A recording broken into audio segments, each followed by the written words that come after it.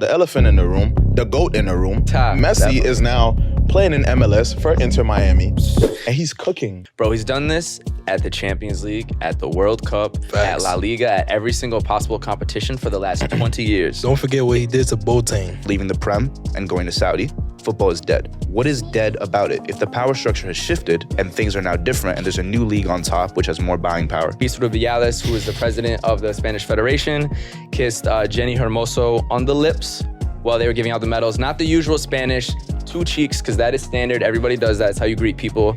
But on the lips, without her consent. Her whole head. Grabbed her whole head. There was no way she could have given consent. We're talking about a lot of things and a lot of things that hold women's football back. So to be able to see an organization that you said when you started watching women's football wasn't even there or had the structure to be able to produce, you know, it's sad to see the same type of things hold the women back, but it's good to see the growth. It's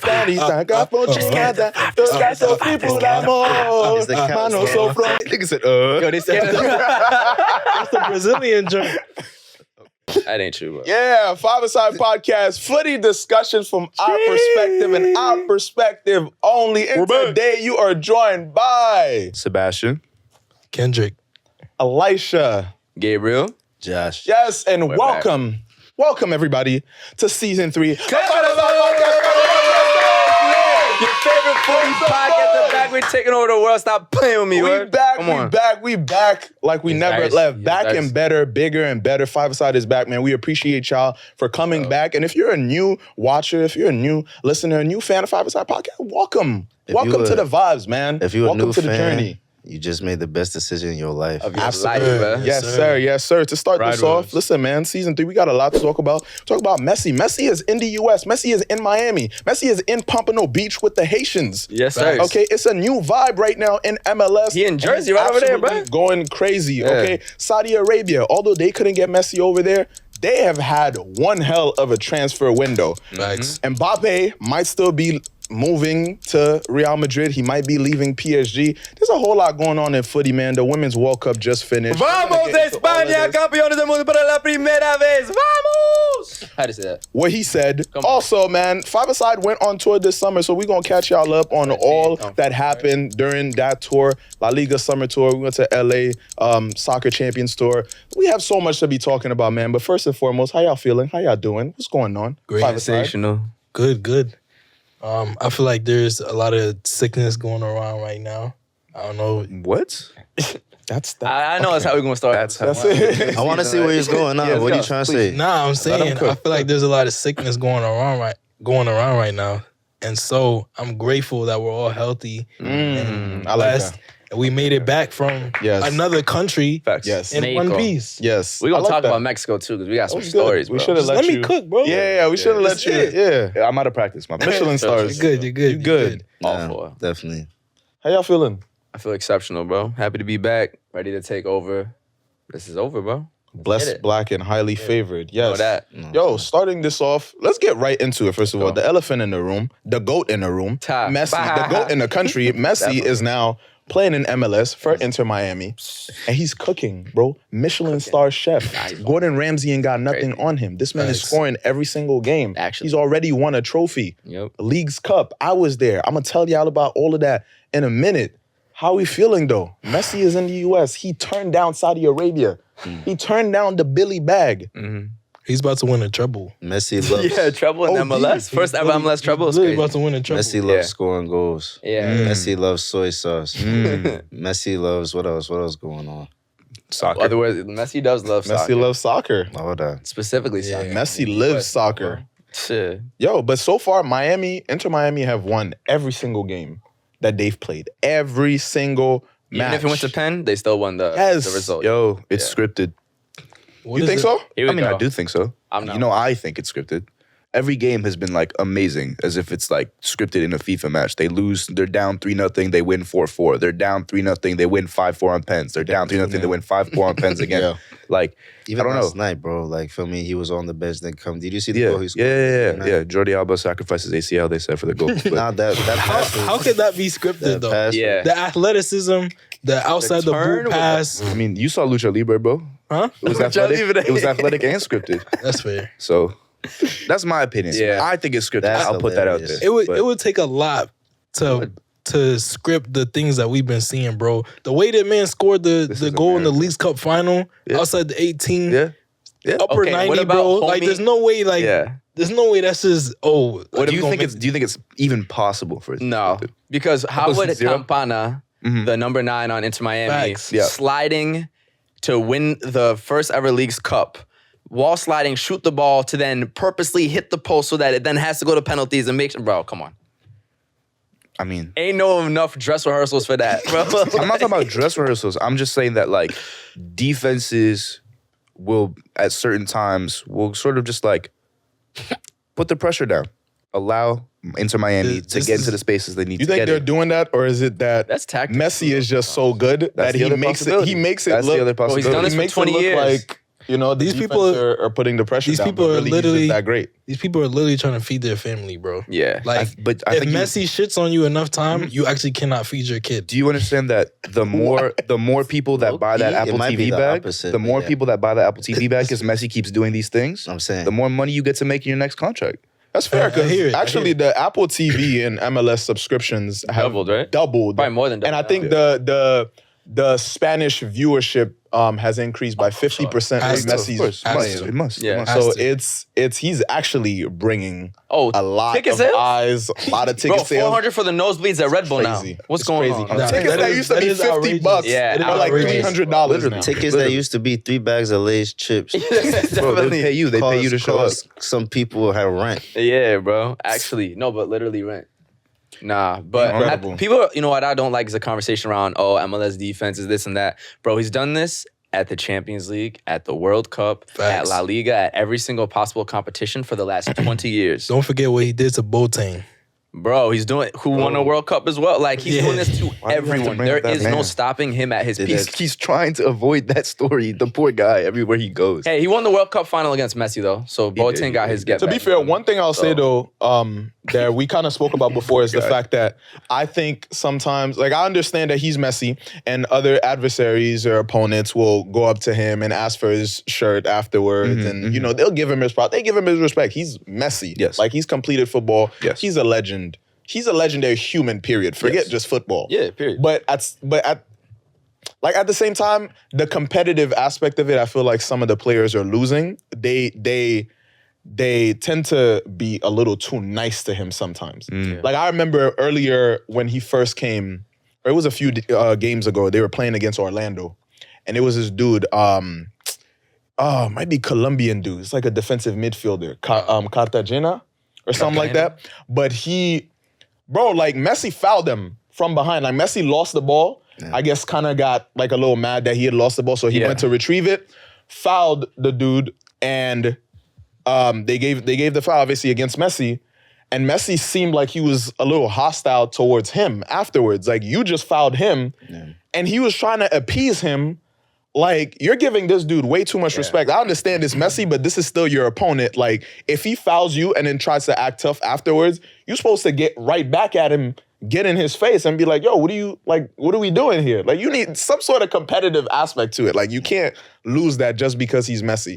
And I don't know, maybe it's because of his demeanor too, because I don't see people doing that against Ronaldo.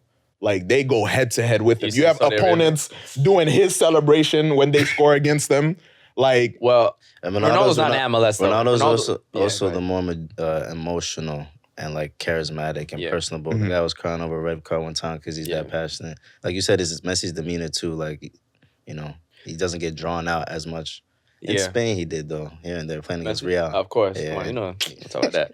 But it goes actually further though, because I see what you're saying about players maybe doing it too much. But I've also seen teams market the games against Miami. Like, hey, come watch Messi go completely destroy us, rather than like support your team to be who is last place in the MLS. Yes. It's like, bro, you should really be supporting your team and not just hyping up this guy who is the opponent. I mean, go for the league, but at least as the opponents, at least pretend to not make it about him. You know what I mean? It's kind of like in our face. That's the only thing. You know what I'll give some context to? You were going to say something, though. No, I was just going to say, like, at the end of the day, it's a business. Yeah. You know what I mean? And so when you have somebody of that caliber that's going to drive ticket sales, going to drive interest, drive excitement, that's what it is, bro. Like, Messi's in town. You don't have to say that. When was the last time? He's in town. When was the last time y'all saw a soccer game in Times Square? People pull up packed out crowd watching an MLS match, bro. Yeah, literally the World Cup final. Yeah.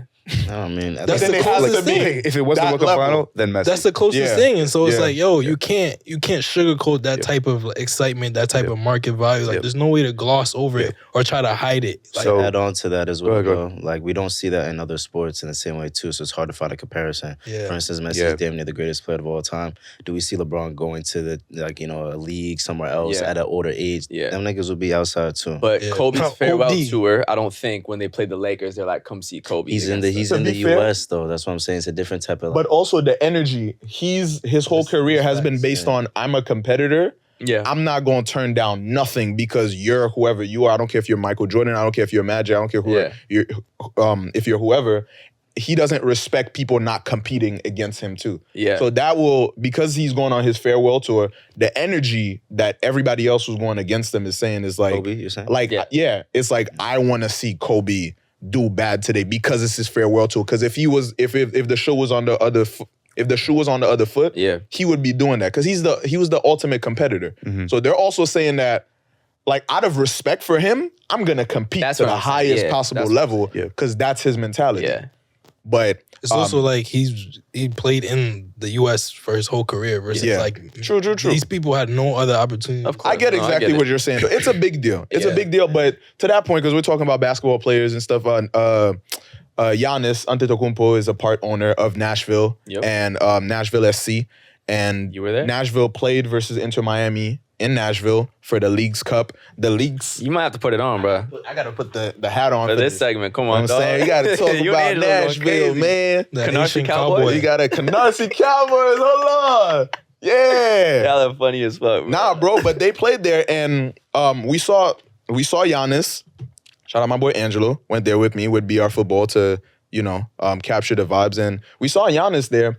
And he at no point like made an effort to go to Messi or speak to him or anything like that because he's a part owner of Nashville. Yeah. So he's not playing into the narrative of this is Messi, Cup whatever. Final, by the way, like he went there and before the match, when he's on the pitch like shooting penalties against his brother or whatever, he did the Ronaldo celebration. Mm-hmm, mm-hmm. So again, as a competitor, he's just like, this is a final against my team. Yeah. I'm not gonna go and play into this thing and trying to, be buddy with this guy. Mm-hmm. They probably did it behind closed doors. Yeah. But as a, competitor and NBA champion, he showed that, this is the epitome of sports competition. Mm-hmm. I was gonna add, I'm excited to see what happens in the playoffs too. Mm-hmm. It's a different vibe. Like, I'm not gonna lie, Messi being introduced into the league, or the leagues, like, the reception they're gonna bring up to him. Yes. Be welcome. Now when it's time for niggas to make money and, you know what I'm saying, really get to the championship, they might start chopping that in down. For sure. But to just kind of, give a glimpse of the vibes. It was incredible because, like I said, I was there with BR Football, just shooting, capturing the whole day and the whole match experience and everything, spending some time with the fans. Shout out to the city of Nashville, man. Incredible, like, vibes through the roof. Like, I can't compare it to anything else. It's I heard incredible. The food is crazy too, right? Yeah. What's the food? What's the food like? It's southern. It's a lot of barbecue. Yo, shout out to Rippy's on Broadway. Amazing. The ribs, oh my goodness. Insane. But the food is good. Great vibes. It's the what is that called? Bachelorette party capital of the world. Sure. There's a lot of that. Like open air buses all day long. Okay, you just see them out and about. Yes. Oh man, it's incredible. But speaking of the game was dope. Got to be like very close to, because I was like right by the tunnel. So when the Inter Miami players were coming out, like Messi walked past right there, which was an incredible moment for me because I don't really get starstruck by people, period. But Barca players or ex-Barca players just do something to me. Like, we're going to talk about meeting Rakitic and something like that. Yeah. So it's like, so that was a great moment to see Messi walked right there, to see Jordi Alba walk right there, to see, Sergio Busquets. Like, it was a dope moment. The Nashville fans it was a packed house. It was a packed house. And their stadium, Jordan's Park, is actually the biggest soccer-specific stadium in North America. So, and it's damn near brand new. It was like a year or two old or something. It's fire. Yeah, it was amazing vibes in Tennessee. Yeah, wait, in North America, soccer in Tennessee, bro. Bigger than Azteca? Soccer-specific? Because that would be between U.S. and Canada. My fault. Okay, I was That's because I know yeah. Mexico has some crazy. Yes, That's still dope. That's dope. Yeah, it was a great vibe. I sat right by the for the first half at least, right by the corner flag. And yeah, it was a great view of the game. Got to see. I wish that Messi would have actually gotten a corner on this side because he kicks all their corners regardless. So he would have came right there in front of me. But security guard. we've heard a lot about that Messi security guard. Yeah. When they got a corner and he had to be kicking the corner all the way on the opposite side of the pitch, his security guard was like a linesman. He was right, and I sent y'all that video, bro. He was right there following him on the opposite end of the pitch, That's bro. Unbelievable, bro. And he's a former Navy SEAL. Yeah. And bro, this guy, like his vision, his focus is incredible. Like when he saw I was filming him, he locked eyes with my camera before he locked eyes with me. I saw that. Like he saw the camera. We gonna put the clip, bro. He locked eyes with the camera before he is focused, dead focused the whole time. Like when you see Messi, you see him. He's glued there. He's on point. Yeah. So that in itself is like just a weird dynamic to see because nobody else has that in the league. But yeah, I got to capture it. Bro, I was filming Messi like just randomly as he scored the goal. So I got to capture it as he scored the goal for Inter Miami. And obviously Miami were playing better. Nashville were putting some pressure too. They ended up equalizing, went to penalties, which was a crazy shootout. Crazy shootout. That was unbelievable. Big shout out to Drake Callender, man, because he ended up being the hero in the end.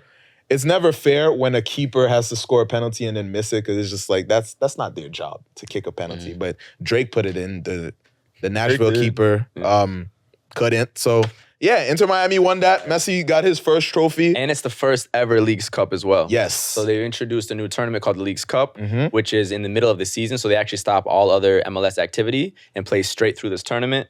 The NBA is actually introducing a similar competition, but it's the first year, and to have Messi lift it is a pretty good start. It's crazy. And also great gesture by Messi in the end. Yeah, by boy DeAndre. Give DeAndre Yedlin the captain's armband. Because I could imagine he knows like the caliber of player that he is. He knows the importance that he's bringing to the league and the team, but he also understands that as a player, I feel like he's a player's player. Yeah. So he understands also how it could feel to just come into a team and take away the captain's armband.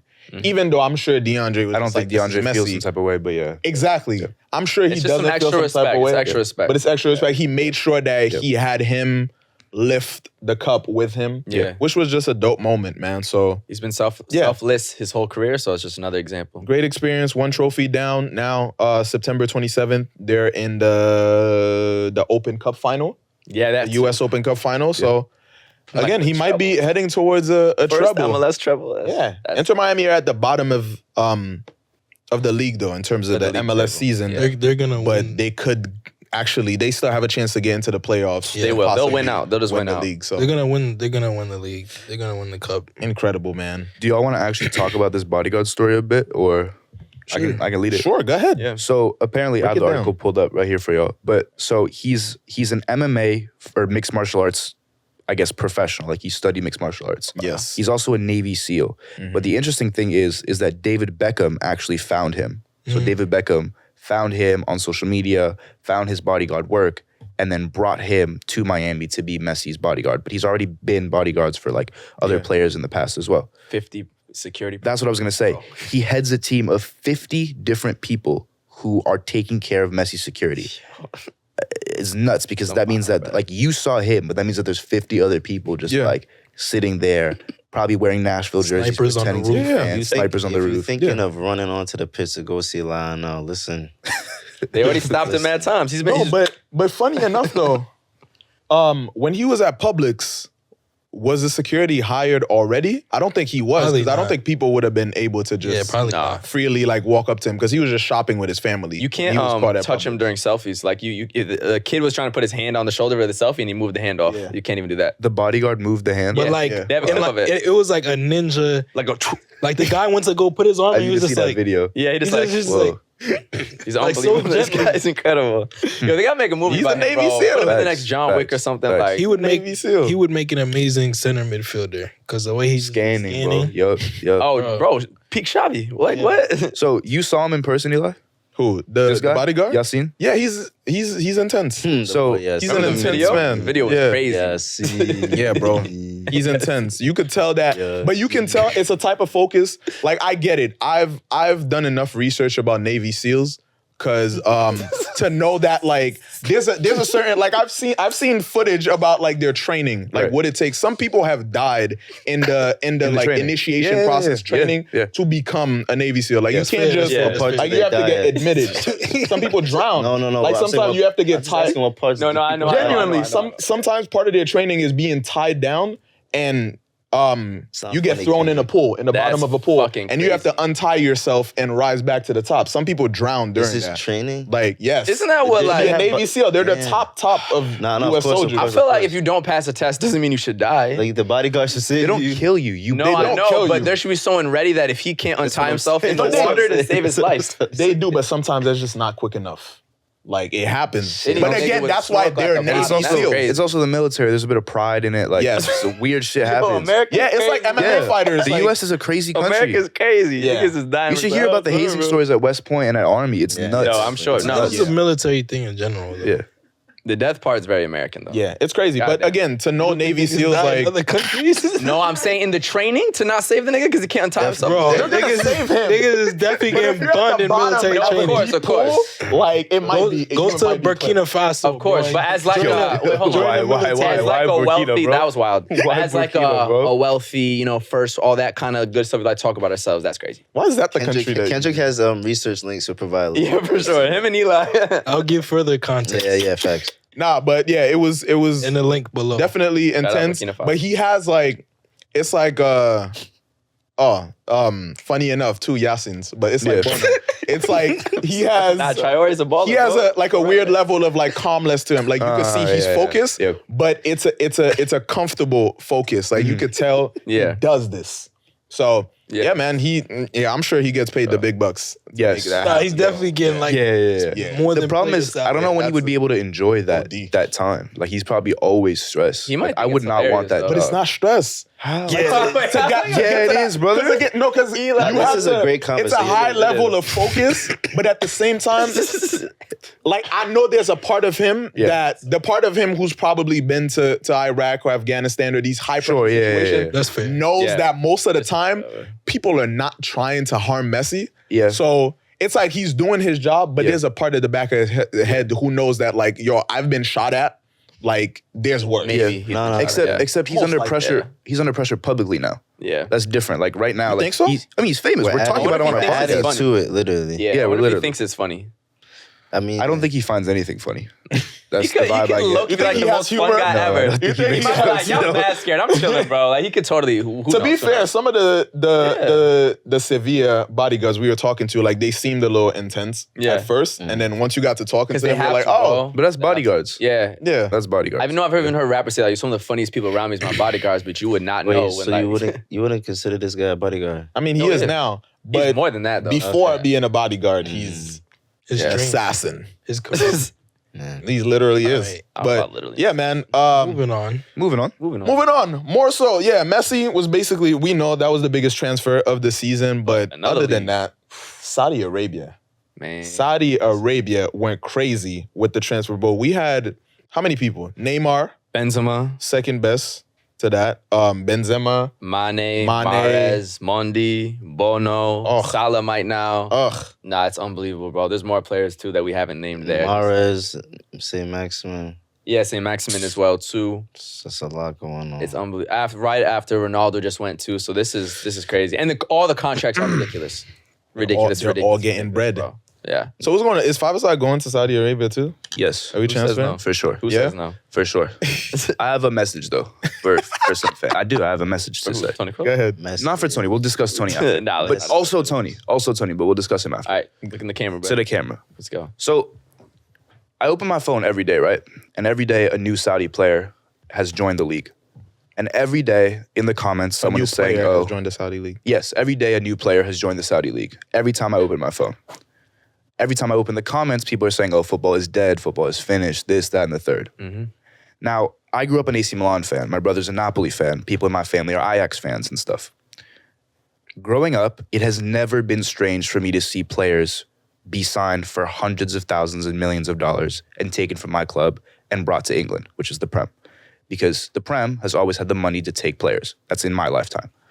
And no one has ever said that football was dead when players left the Serie A or the Netherlands or France and went to the Prem, or Spain and went to the Prem. Now that the power has shifted and players are leaving the Prem and going to Saudi, football is dead. What is dead about it? If the power structure has shifted and things are now different and there's a new league on top which has more buying power, it doesn't mean that football is dead. It just means you have to buy a new TV subscription and watch a different league. But for me, it's just weird to like think that, oh, because a player now leaves league like the Prem and goes to the Saudi league for a lot of money, we're saying, oh, this player's ambitions are wrong, or this player is wrong for doing what they're doing, or this player shouldn't be thinking about this. First of all, it is my opinion that in 2 years, these players will be playing in the Champions League. So they'll be playing in the top league and playing Champions League football and making way more money than they would ever have been able to make in their lives. And say that clearly for them. You're saying the Saudi league. Yeah, no. For me, it is like super. It is super possible that in 2 years they're already bidding for. Yeah, the Saudi league pays enough money to get at least 3 or 4 of their clubs in the Champions League regularly, which means that any player has no excuse now. Like, if you want to make the money that you want to make, go. If you want to play top level football, go. If you want to play in the top European championship, go.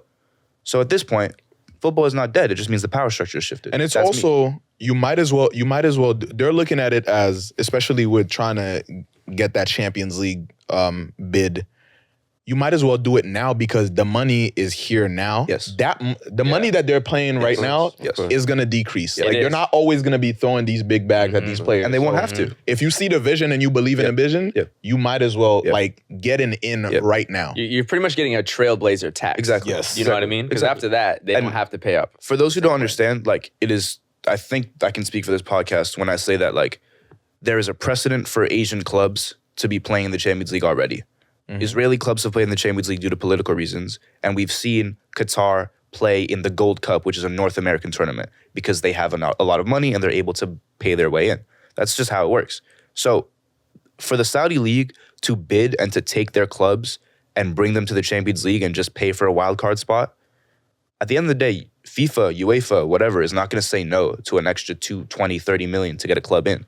Especially if that club has top players on it. There's no reason to say no. And the Champions League, I'm pretty sure, is about to expand to 48 teams already. Exactly. So I was talking to like someone who kind of like helps with agents and stuff, and he manages a young player who was considering moving to the Saudi League.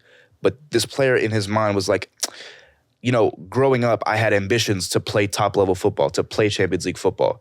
Am I kind of like denying my childhood dreams, like my 10, 15, 16-year-old self, that dream by joining the Saudi League? In 2 years, by the time the Saudi League has their clubs in the Champions League, at that point, that one single reason why that one player didn't want to go to the Saudi League evaporates. Yeah. The power structure changes. To your point, what I'm interested in is there actually already is an Asians Champions League. Saudi Arabia's league is getting better. We know Ronaldo and them boys are going to be in it. And seeing now if Saudi Arabia is able to really have permanent success from this, do we see countries like Qatar, Japan, China being able to up their league so that the Asian Champions League is now just another separate high-level Champions League and also doesn't have to have the travel burden that teams from there having to go to Europe would be? Yeah. Because the problem is, then what if Japan hops on this wave? And I know they tried it first. They had, I think, Xavi played part of his career. Maybe it's Iniesta, sorry, excuse me. It's like now the travel just becomes insane. Yeah. But if the Asian Champions League can slowly really establish, I also think then it would be longer term success for Asian football and then really start bringing up the youth of those players too and not just having to constantly rely on outbidding to buy these players. But also, so that's what I would like to see happen. Yo, I just feel like football fans, bro, this is just the fact. Football fans don't like change. Yeah, they just do not like Eurocentric. It's very Eurocentric. Yeah. Like, especially if you're most Premier League fans, their whole football experience revolves around the Premier League, and they don't value even much else outside of that. Yeah. They don't care if Premier League fans, they don't care if Premier League teams are not winning the Champions League. They don't care about none of that. They still see it as this is the biggest league in the world. Anything else outside of that is crap. It don't matter. And that's not like I wish we had someone on this pod to make the argument for why football is dead. I don't understand. It's not, and that's the thing. I think the idea is it's not actually dead. They just don't like change, and anything that seems to be changing their comfort as the comfort of their experience as football fans is like a threat. Yeah. So now they feel like, this can't be happening. The irony too. These big players are going away. Like they get anxious damn near. It's like, also because I think seek therapists, man.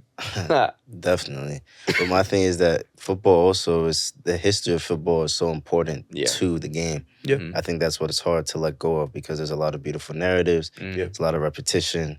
You know, even for me, it's not that football is dead, but it's like, okay, as you said, like if you have the aspirations to be in the Champions League for a certain team, it's kind of hard to be on the new team that's in this space unless you take on that trailblazer role, which some people are aspiring to do.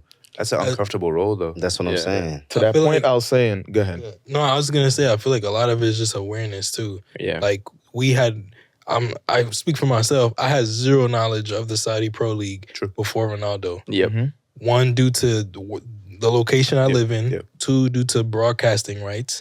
And three, due to the lack of like quote unquote competition. Like we don't know that they compete. We don't see them competing against the quote unquote big teams in the world. Yep. And so as a casual fan, if you see all these players going to a league where you can't watch the games or you don't have easy access to watch the games, you don't know what type of like competition is going on over there, and you just see the big headlines of so-and-so got paid $500 million to go there, it sounds like football is dead. Like, it sounds like all your favorite athletes, instead of going to a team like Josh said, based on the club history, the tradition, they're going there because of this big paycheck. It sounds like, the sport that I grew up loving because it's a beautiful game, it's just becoming about money, and it's just becoming about it's less about history. Yeah, it's been about money. Always been about money, but at the end of the day, I think that like to a degree, though. 2 points. 2 points. One, the player who is whose dreams and aspirations since they were a kid was to play in the Champions League. Like at the end of the day, again, commit to that. If you really want to commit to that and you won't feel bad if you miss out on the bag, commit to that. Facts. Right? Yep. Don't worry about the money. Yep. If that is your dream, really commit to it. Don't second guess yourself, and don't feel bad afterwards if you're like, damn, I could have gotten more money. Because take care of your priorities. Yeah. Whatever's best for you, whatever is that dream that you want to fulfill that's going to complete you, do that. Yeah. But at the end of the day, the players moving away to other leagues is better for football because it spreads out the talent. Facts. And it inspires more talents to go to different places. Yeah. And it sets a precedent because hopefully one day African clubs can start getting big investment too. On Seb's shirt, yeah. They get more investments. Yeah. The league gets better. Players from all over the world get more opportunities. And guess what?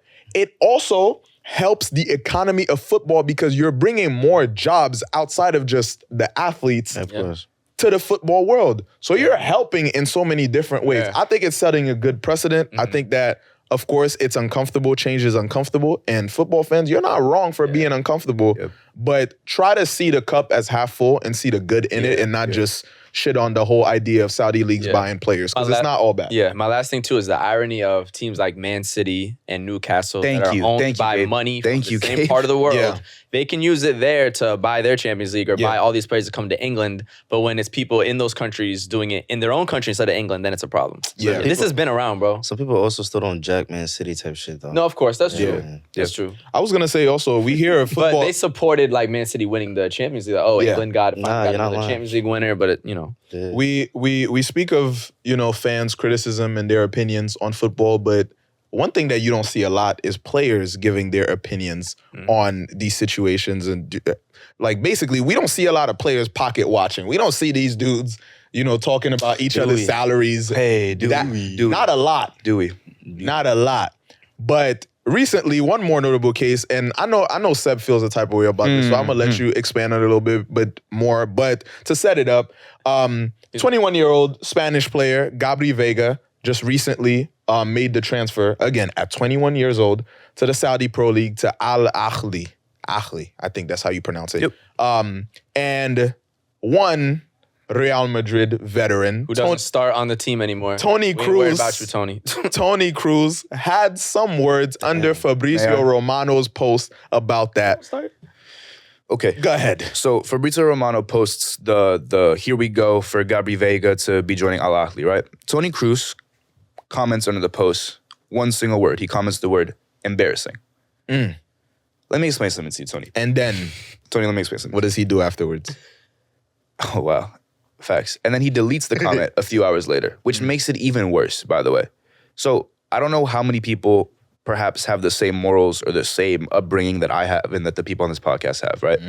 But as a grown man who plays and exists in the same industry as another grown man, who raised you? Tell them. Who raised you? Good question. Tell them. To wake up one morning and comment on another person making money to support his family. I understand that you're a German and you have these principles, these fake morals that you people like to stand by that give you guys this moral high ground. But if a 21-year-old person is making enough money to support not just his immediate family, but his cousins and the people he grew up with and his teacher and the people that cleaned the house that he grew up in and the people that did this and did that and did this and did that. Talk to him. And he can give to every single person Talk to 5K, 10K here and build schools and help this and help that. You're going to comment the word embarrassing? The only thing that's embarrassing is you doing that as a 36-year-old person. And this is not the first time Toni Kroos has done stupid shit like this. Can I speak on some Please, go ahead. So Toni Kroos, who is like such a Real Madrid legend, bro, one of the best midfielders ever, but when Jude got signed, he just said like, oh, I don't remember the exact quote, we could potentially find it, but he's pretty much saying is like, well, we'll kind of see how it goes. And now Jude is our best player this season already. He was upset about how much he was making too. And it's just like, bro, he's a young player coming to your team who's going there to learn from players like you. Now, Luka Modric ain't said shit like that. None of the other legends on the team said shit like that. People love so Luka. He's just, Rodrigo called Luka his daddy. You know what I'm saying? It's like, bro. Yeah, not like that. But nah, so he just be saying some bozo comment, and now he's on our bench. That's what was. I have the quote for you right there. Oh, sorry. Hold on, Let's zoom in here. Turn it. Yeah, Bellingham is a top player who a lot of teams wanted with a mixture of his quality and his age. Kroos said, I have a lot of faith in those responsible at the club. If Real Madrid have spent so much, I hope it's a good signing for us. If he does well at Dortmund, we can say it's a good signing. If not, it isn't. Why are you talking about the spending weird though? thing to say. You should be welcoming him with the most open arms. With the most open arms. For me, it's the if Real Madrid have spent so much. Yeah.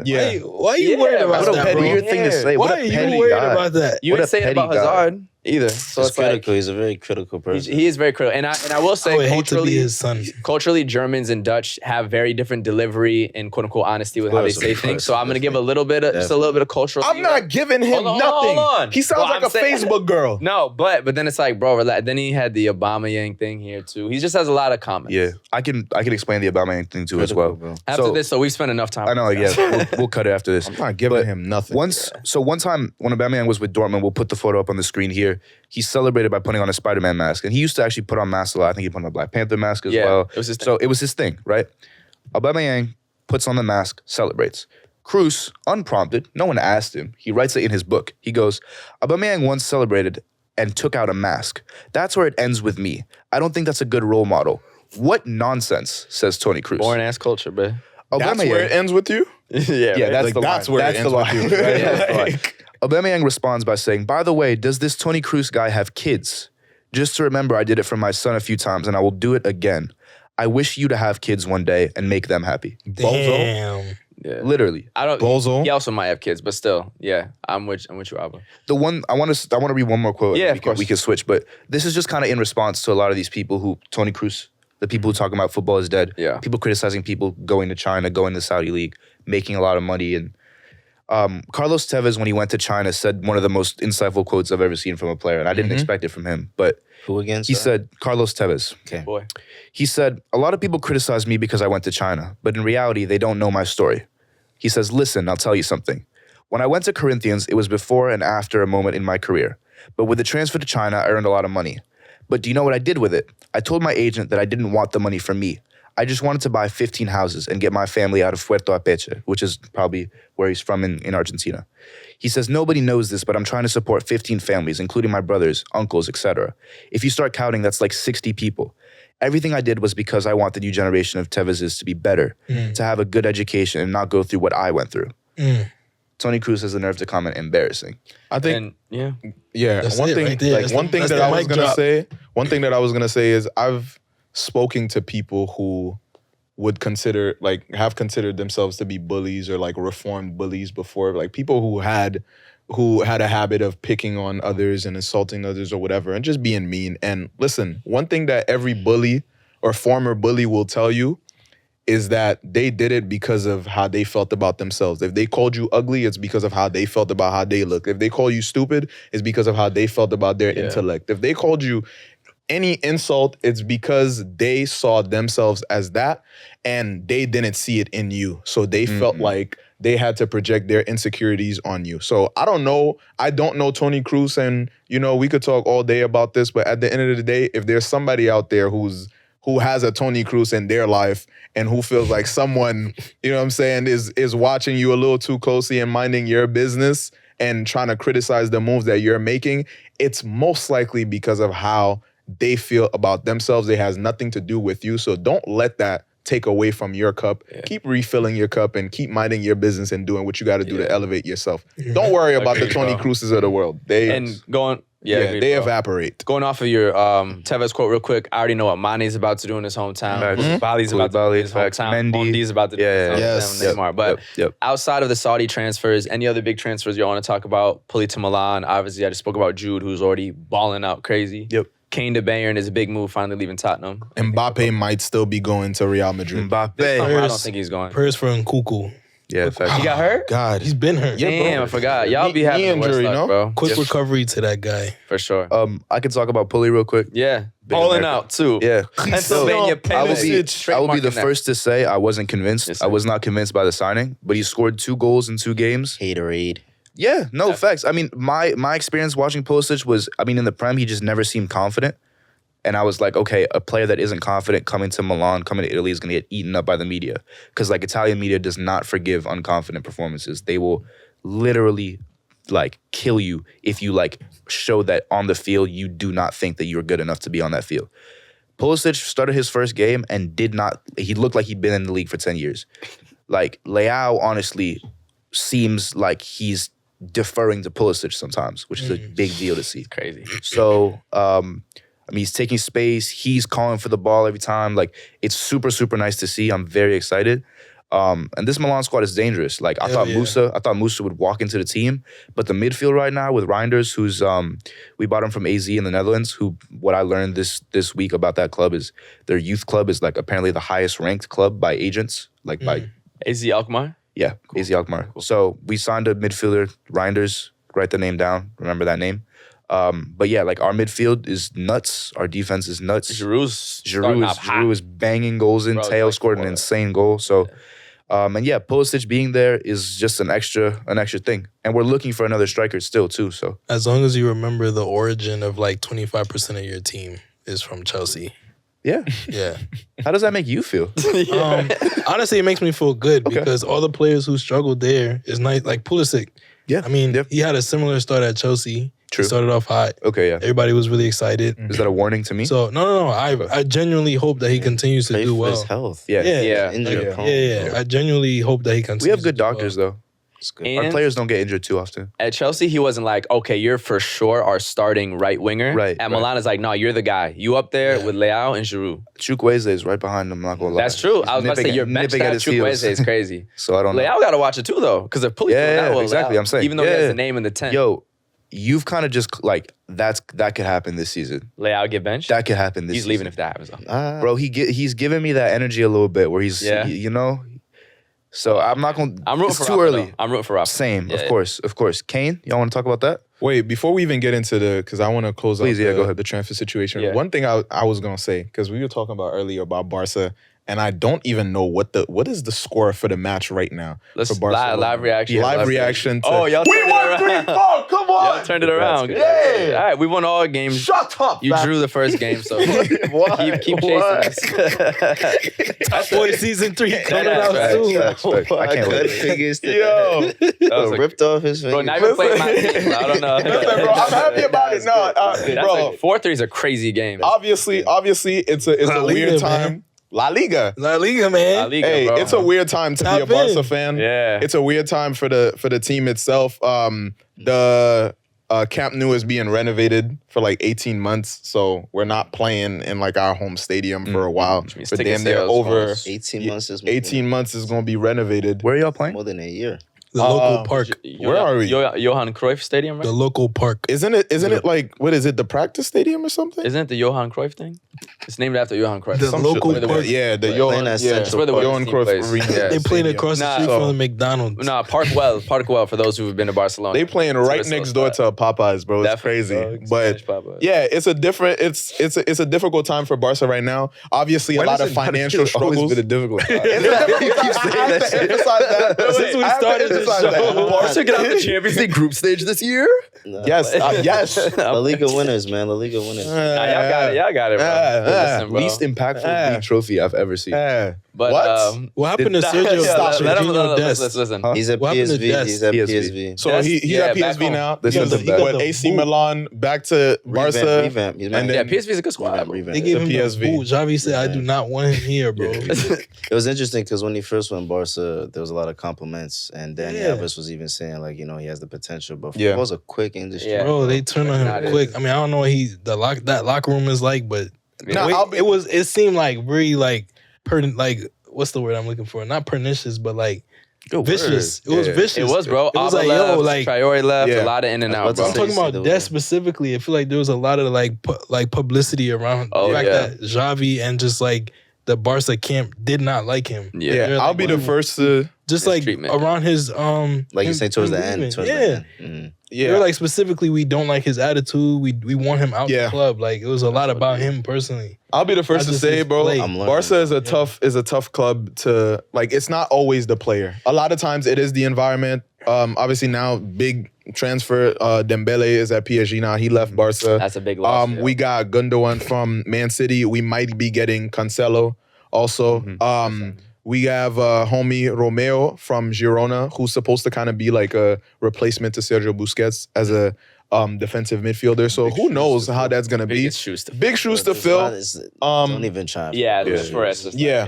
And then it's Be just yourself. play your game, do what you can. The problem is Spanish media. If Spanish media has already called him the Busquets replacement, he's fucked. Fuck. He's fucked. You have The to. boys in Miami going But crazy. you can't listen to that. As much as impossible as it is to escape it. Spanish media needs to stop doing that shit, bro. Calling people the new. That's this, the everybody new though. that. No, that is That's just different. No, footy. but it's That's Spain. sports. Spain. They did that with what's his name? Ansu? Bojan, the new Messi. Yeah.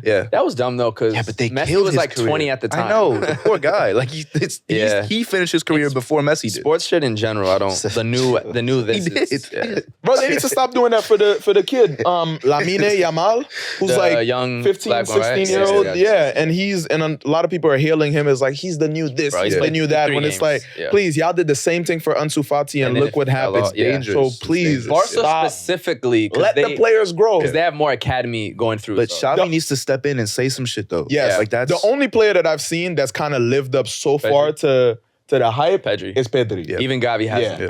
Gavi Really is solid. good. He's Gavi really is solid. good, but Pedri's like, but the hold hype, on. The hype Pedri's for like- Gavi wasn't as big That's as true. it was for Pedri. Yeah. But Pedri and then is after like, the Euros too, it was like, hold on. he went Yeah, crazy. yeah. It's But interesting, yeah, man. Talking about that type of concept because for my club historically the number 7 has been. Facts. Yeah. And so like especially once people are just falling the fuck off, we stop doing that shit. Yeah. Now it's Mason Mount. Bro, like they gave him out Please. to 7. yeah. That's so nasty, bro. No, it levels it out though. It levels it out. I guess it just normalizes. I guess it normalizes it. Yeah. Because there's a point that the use Mason 7 Mount to normalize the number. Yes, it You just levels- going around different disgusting, teams, bro. being the 7. It's disgusting. Bro, Yeah. to close out the transfer the transfer conversation, Harry Kane has finally left Tottenham Hotspurs and made the move over to the Bundesliga to Bayern Munich. Yeah.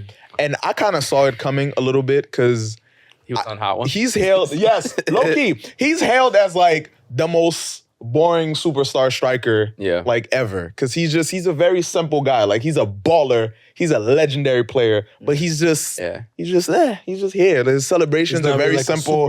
He's not flashy. Yeah, he's not a superstar. Yeah. But then when I saw him last year, he went on the Tonight Show with Jimmy Fallon. Earlier this year, he was on Good Morning America. I thought he was coming to MLS based on those. But he was just being in the media a lot more and just showing his face. And then earlier this summer, he went on Hot Ones. I said, yeah, he's out of there. He's trying to, his PR people, his marketing team, they're trying to change his image. Something different is happening here. He's preparing for a move out of Tottenham. And he's made the switch to the Bundesliga to Bayern. So hopefully he could get the first real trophy of his career with them. Because I think he deserves it. He does. Crazy front. He deserves it. Low-key, he could have broke the Prem record, but that's another conversation too. Yeah. He'll probably go to y'all in a few years. Should we do my subspiracy about him now? It could wait. Just do Potentially. it. We should do it now. We here, bro. We're talking about Kane. I want to do it now. Yeah. This subspiracy, go ahead. It's not the craziest subspiracy. I've had crazier ones, I think. But I think this one is more so just from a media, like I study media and business and stuff, so marketing is kind of interesting to me. For me, my subspiracy this week is that Harry Kane's career has been like severely mismanaged from a media and marketing perspective. Like, for years, the English touted him as like their guy. Like British media was like, okay, Harry Kane is our star boy. We're going to coddle him. But the mistake that they made is that they, like, unfortunately, they didn't really take into account enough what club he was at. So if your country's star boy is at a club that is like ultimately destined for mediocrity, no matter what, it's going to affect his career. But because they made him England's moral star boy, he has to kind of like have like this loyal, righteous attitude, which fucked him. It fucked him because it meant that when he wanted, like any normal striker would have forced him to move out 2-3 years ago. Also, the club he's at, Levy is not the guy, bro. Exactly. Yeah. So he cannot, knowing Levy is not the guy to kind of mess with, he doesn't have kind of the leeway to get into a publicity battle.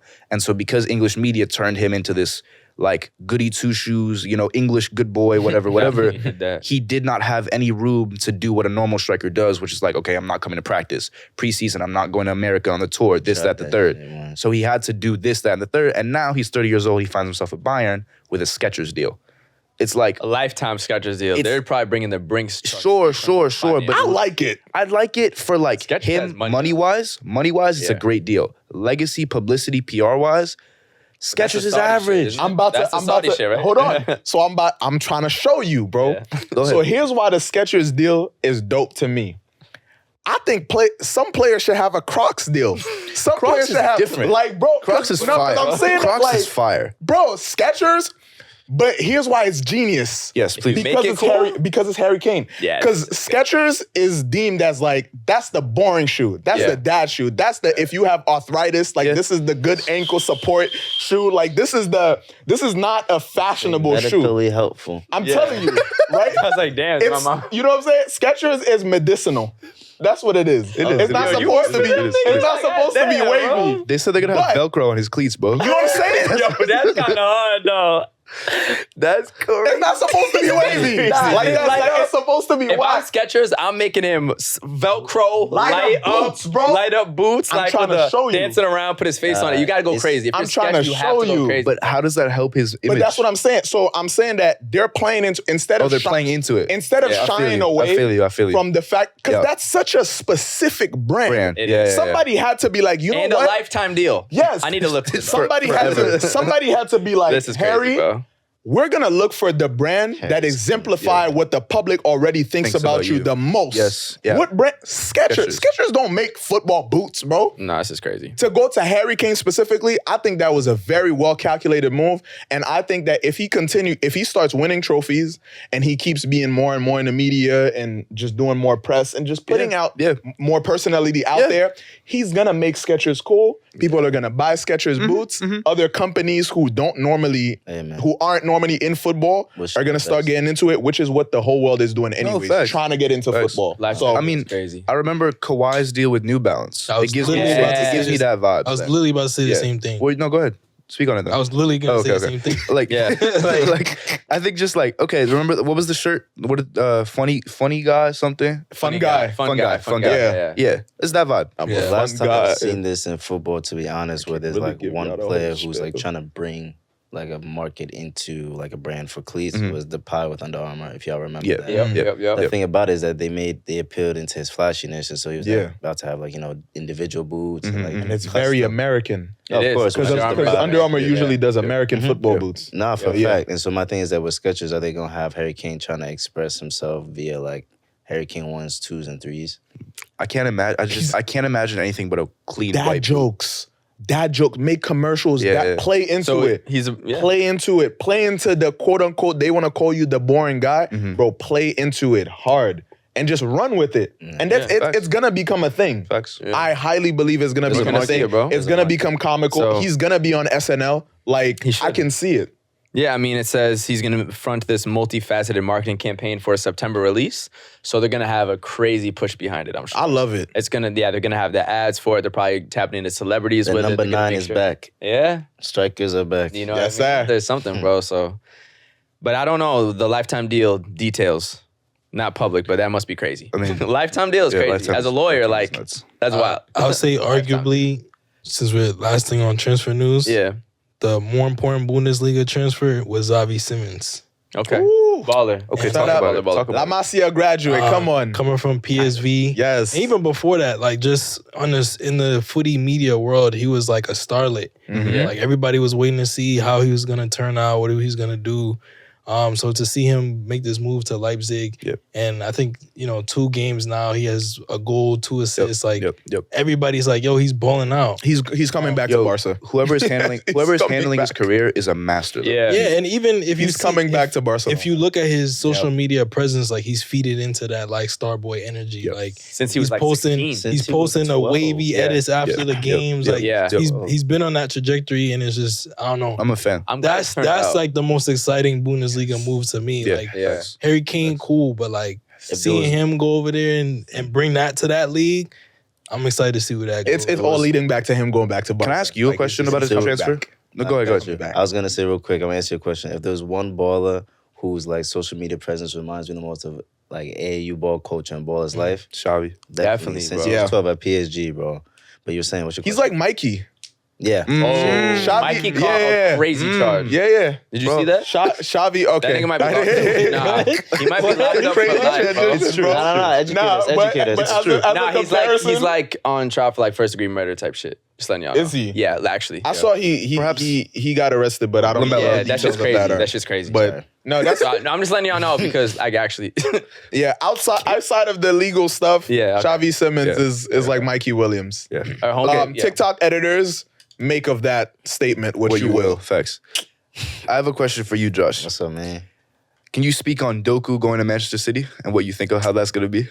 I mean, in terms of just how he'll play, I think he'll do. I don't know the guy's like how he plays. Derek, I'm trying to think of where he'll fit in. Direct. He's explosive, bro. Yeah, pace. That's what I'm saying. Pace It's a very good first step. They need it. The thing about it is just the reality of the fact that like people think Pep does have a very fluid style of play. Yeah. There's just some individualism that gets lost. Yep. You know what I'm saying? Look So at Mahrez. why sign him? Yeah. The counterattack. They need it though.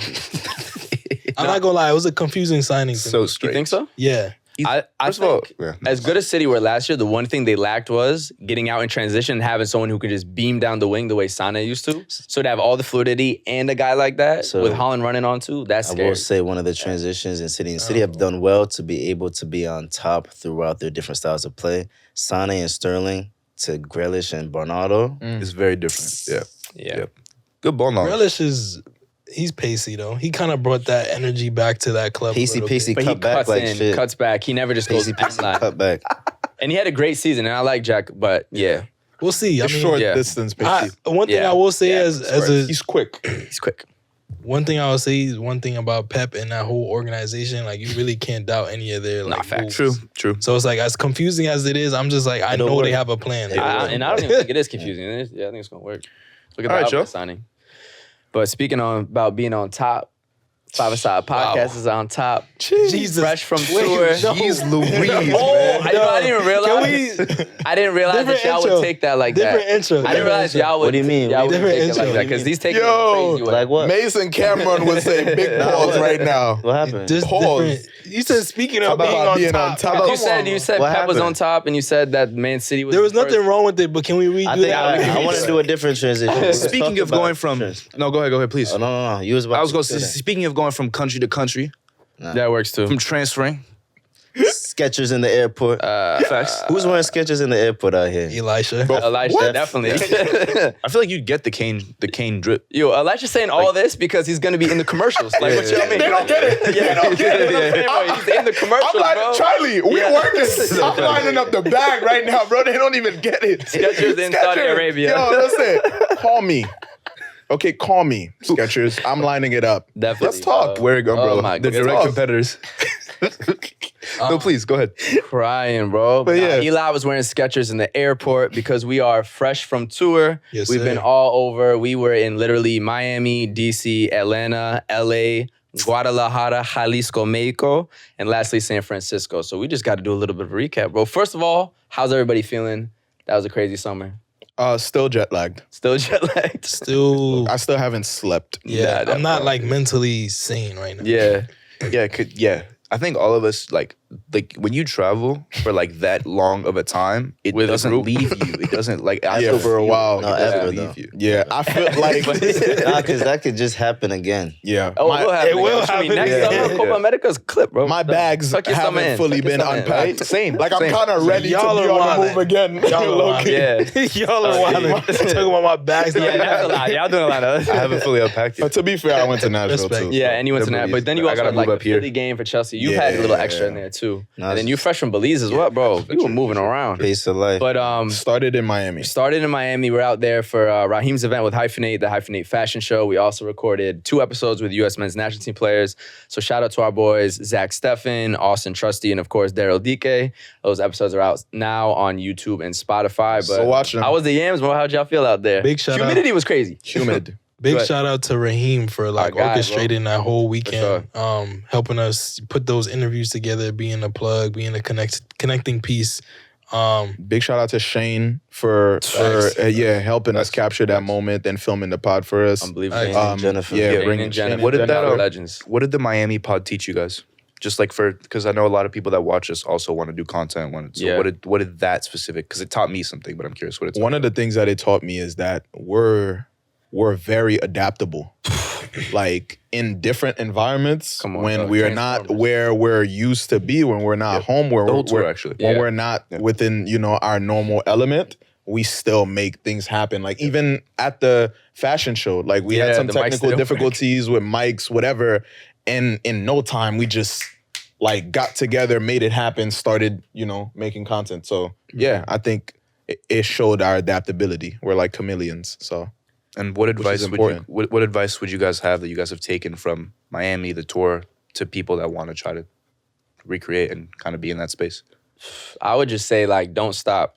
Just keep going, keep going. Me and Josh posted recently about the Wavy Footy 5-year anniversary. One of the things I said was just through everything in life, we just kept posting. So I was like, break up, post, new girl, post, graduate, post, new job, post, move to a new city, post. Like all that thing, not knowing where the money would come, when the events would come, pandemic, post. You just keep going through it. And then once the right thing hits, it launches you out the water, and that's how we are with the podcast, being out to be in Miami. So whatever you're doing, just don't stop. It's a very long journey. Like Jack Harlow said, hate when they act like this was overnight. It's not overnight, but just keep going, bro. Yeah, I think That's to that the point, biggest Add on advice. to that, though. China's doing.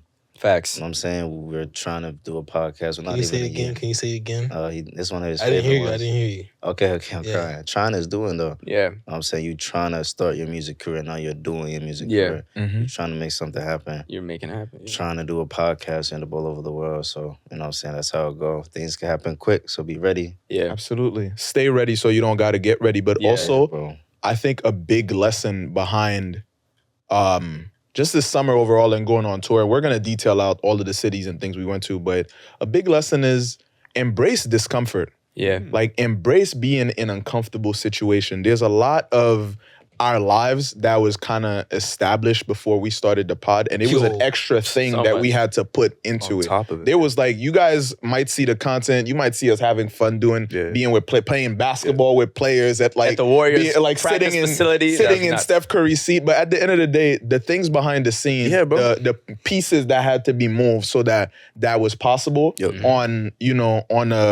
on a professional level, on a personal level, it was a lot. Yeah. And so, but I think that once you make it your goal to achieve something, once you set out to do something, embrace the discomfort within that, because on the other side of discomfort, on the other side of hardships, is some of the best things in life. It's growth. So when it's growth, you know, and if you're not growing, you're dying. So if you want to grow, you have to put yourself in those uncomfortable situations. Dead man walk. Absolutely. Because it's like, and he's super right. He's super and that's right. exactly what, and it shows, right? This is just the tip of the iceberg. It's only the beginning of what we're going to achieve.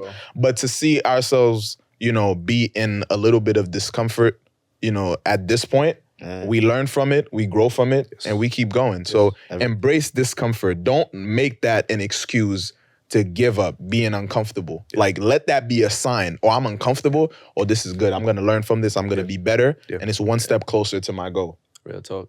So yeah. What have you guys learned?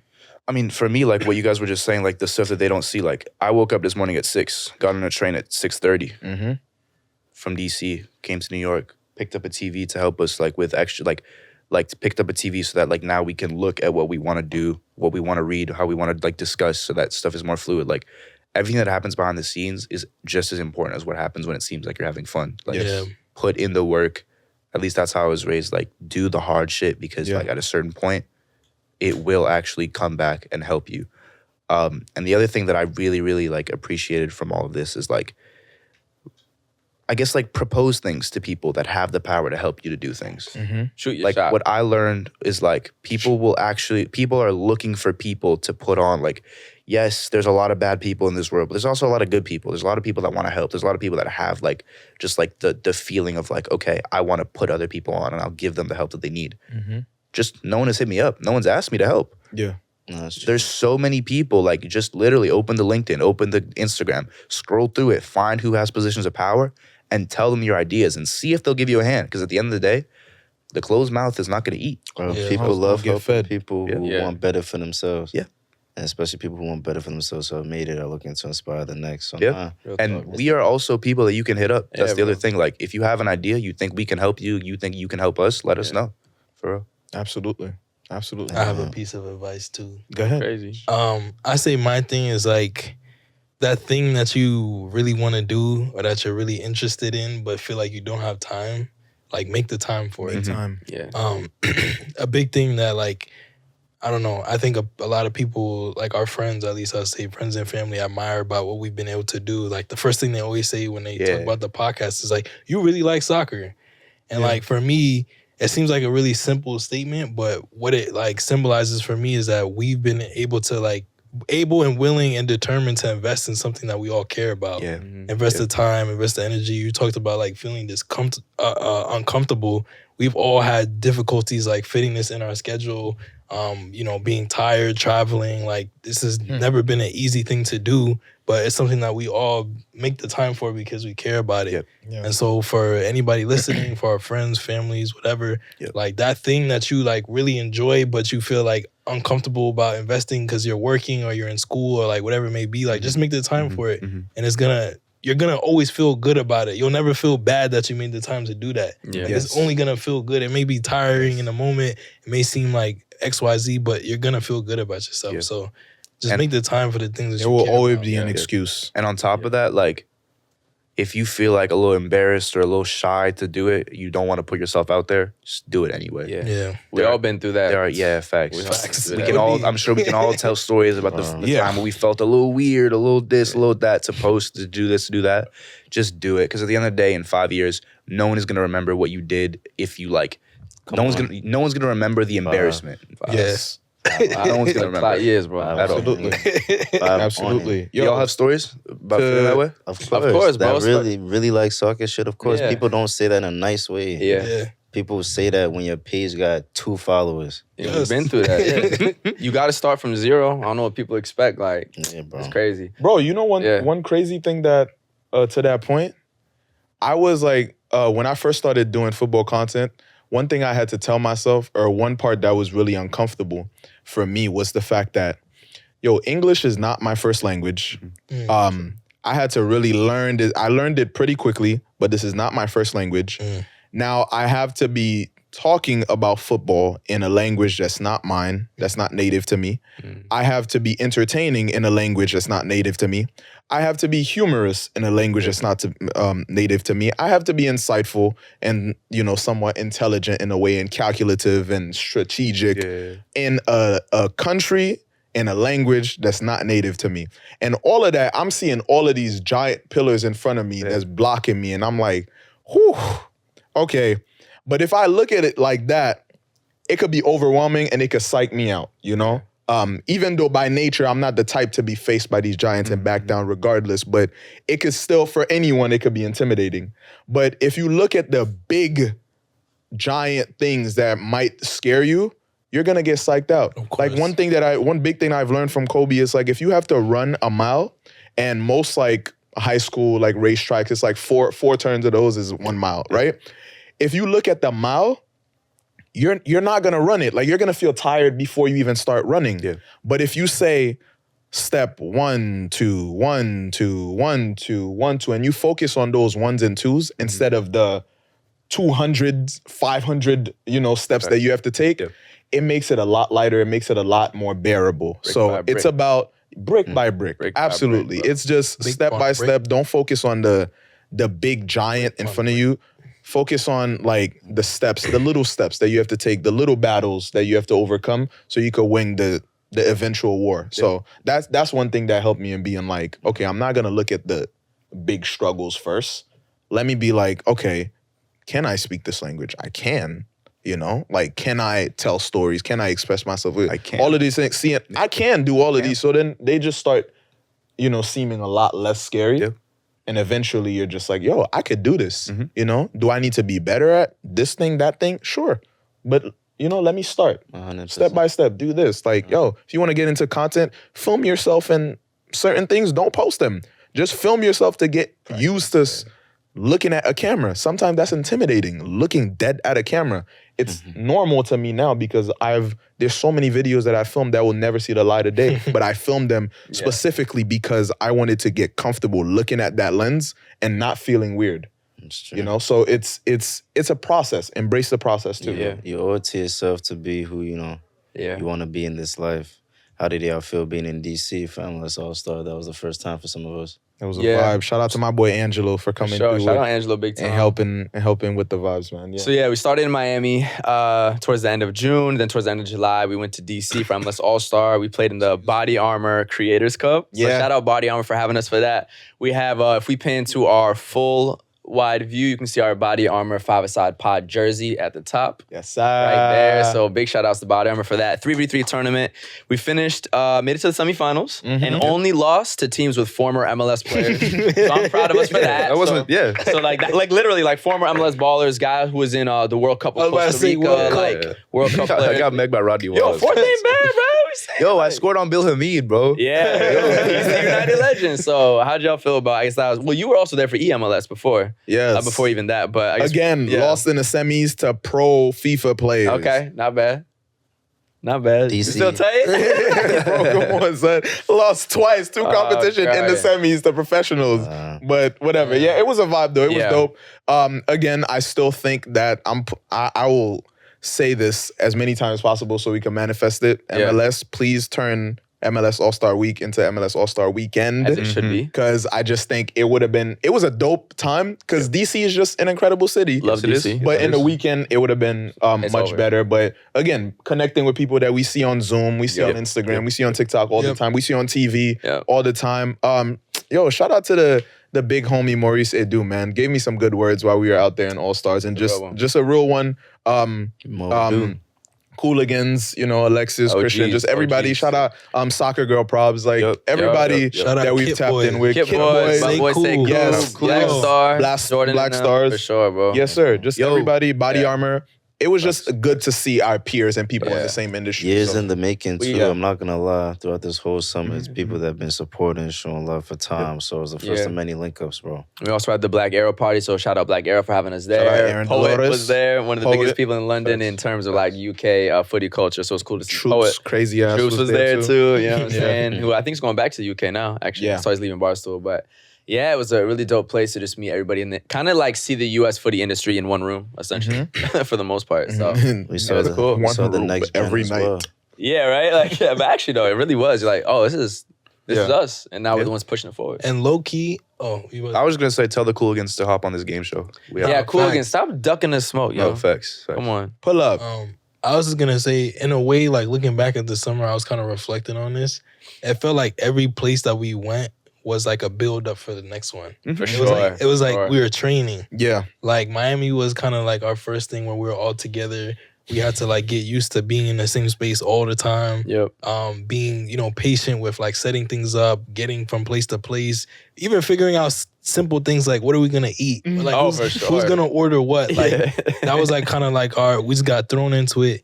DC was like a step up in terms of like our like obligations. Like we really had to be here. We had to play soccer together, which is a whole other literally paid structure that we had to like figure out together. And then with the tour, with the Premier League and the La Liga Summer Tour, that was like everything on crack. For sure. Production wise, running around. We gotta talk about it. Communicating with people on another team. Yeah. And so one thing that I really appreciate about this summer is that it felt like an accelerated growth period for us as a unit. Yeah. It was like during the fall last year, during the spring, we were getting used to like filming a podcast together and like creating content together, figuring out our schedule that way. And this summer was like, oh, y'all thought that was cool? All right, let's throw y'all in one apartment and see if y'all could like really like not only get along but like work together. Like we was in a printing room in San Francisco, smelling like food and sweat. All Hawaiian night. food. You know what I'm saying? Like, just translating videos with They was smelling like sweat. Smelling like you was coming fresh off the airplane. What you mean? Exactly. You smelling like sweat. Hell nah. But nah, we threw an event before all that, which was one thing that I appreciate too, because we would have had the time for that. That's fair, yeah. Daily Paper, yeah, that was where the New York send-off was the Daily Paper event, which, best watch party in the city for the game. But should we talk about city by city on the tour? Let's do it. So that was DC. We talked about Miami already. Everybody who's involved, just a shout outs to. Important. Shout out to Charlie, man. Shout out Charlie. Shout out Body Charlie's Armor. Angels, BR, Coca-Cola, Audi, all the brands, everybody that we've been involved with. Big shout out to Joanna. She was instrumental in getting the Kellyn thing. And also we working on another guest very, very soon. And shout out MLS, of course, just for putting together great league. Dope event. Yes. Greatest league in the world. Definitely, bro. Greatest league. I love that Shout you're out saying MLS. that specifically. That's awesome. Yeah, can we reveal why we said that? No, we can't reveal that. No. But yeah, love it. DC was a vibe. Shout out and then DC. Went to after Atlanta. DC, we went to Atlanta for 24 hours. That was the start of the nonstop tour. So once we got to Atlanta, to these next cities, we were with each other for the 11, 12 days straight. There was no in-between, go back to New York, none of that. So shout out to FanFest, shout out Adam. Wait. Shout out David, the host. How we got to putting that Atlanta together. though, bro? Huh? Remember the night before?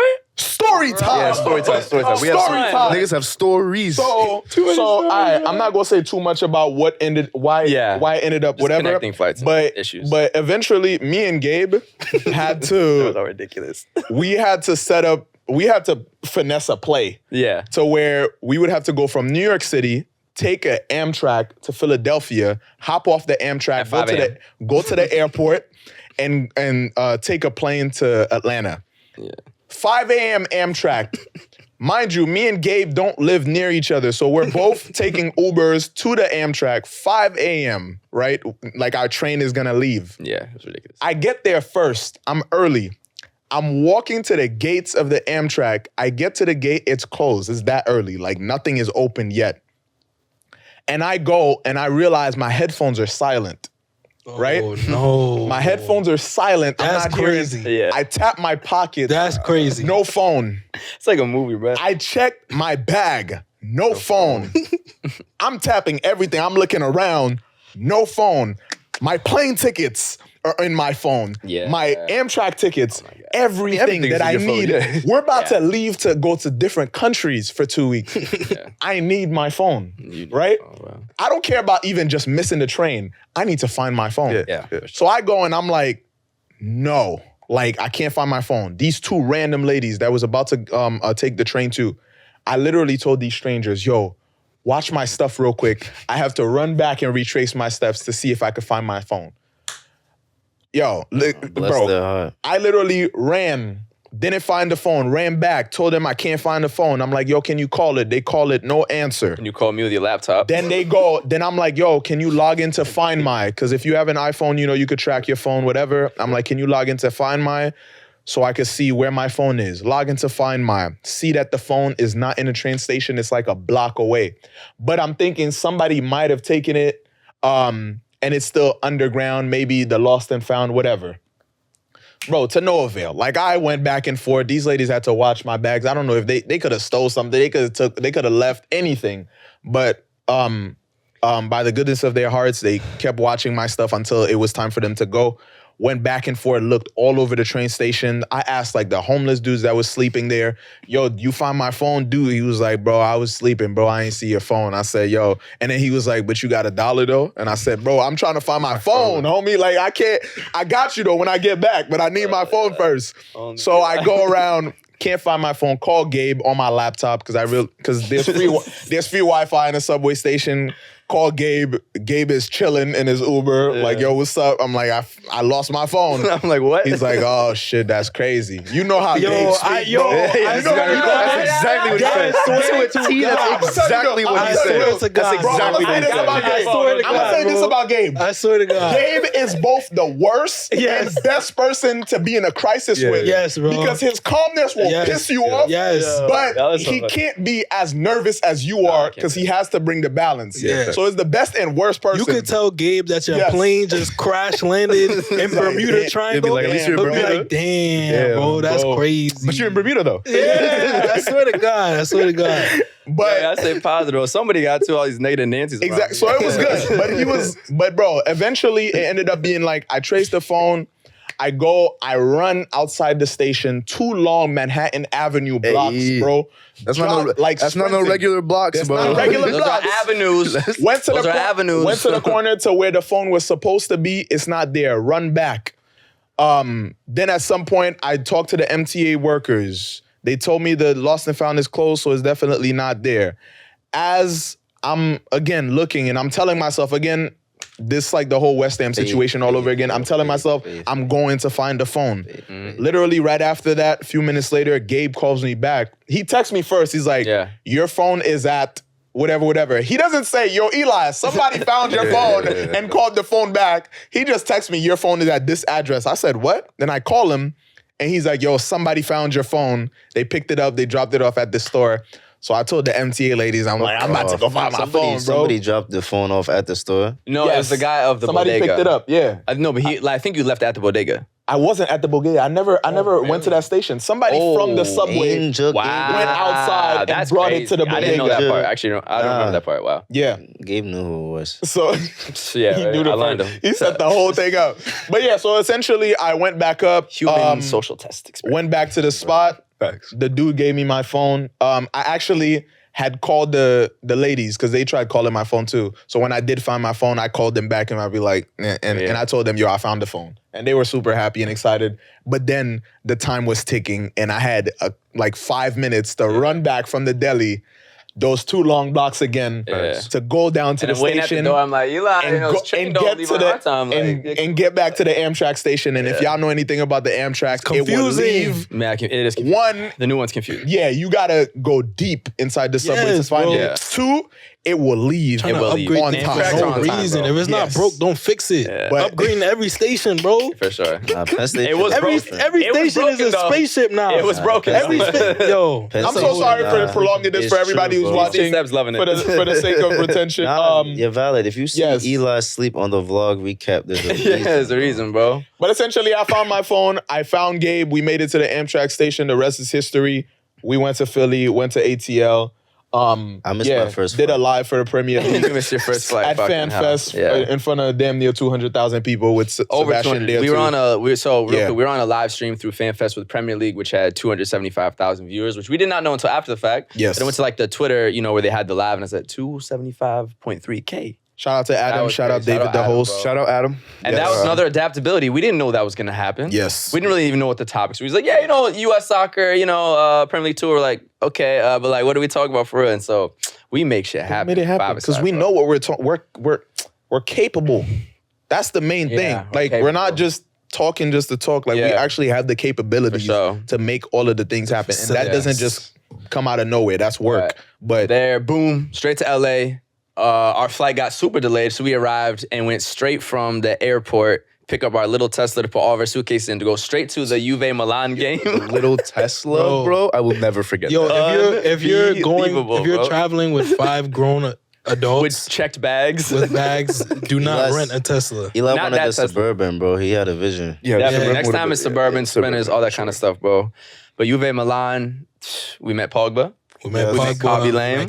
We saw the flicks. The film went out crazy. The game was good. Good thing for Serie A. We saw Pully make Shout out IFTV. Direct Mike were there. Yeah, Direct TV having us with the SC tour. Who's in the suite? In the suite, you know what I'm saying? With the TikTok influencers. With the wings and the wine. The wine. Yeah. Nah, was with the palm trees in the background. That was not beautiful stadium. I took the bar the day before that. Yeah, you did, crazy. Bro. I took the bar exam the day before that, bro. And you crushed it the day before. Yeah, facts. That's our favorite. That was the most unreal week. Man. Unbelievable. Unreal week, bro. Yes. Then that's where we interviewed Kellyn Acosta, MLS champion with the LAFC. We got our food US almost stolen. Yeah, from the by some neighbors. Whoa. Unbelievable, bro. You forgot about that. I did. Bro, our DoorDash almost got, it kind of did get stolen. It got delivered to the wrong address. That's tourist tax. And they opened our package, Tourist tax, bro. Let me take your bagel. One of our bananas was missing. I remember that. In a bagel, right? From the, yeah.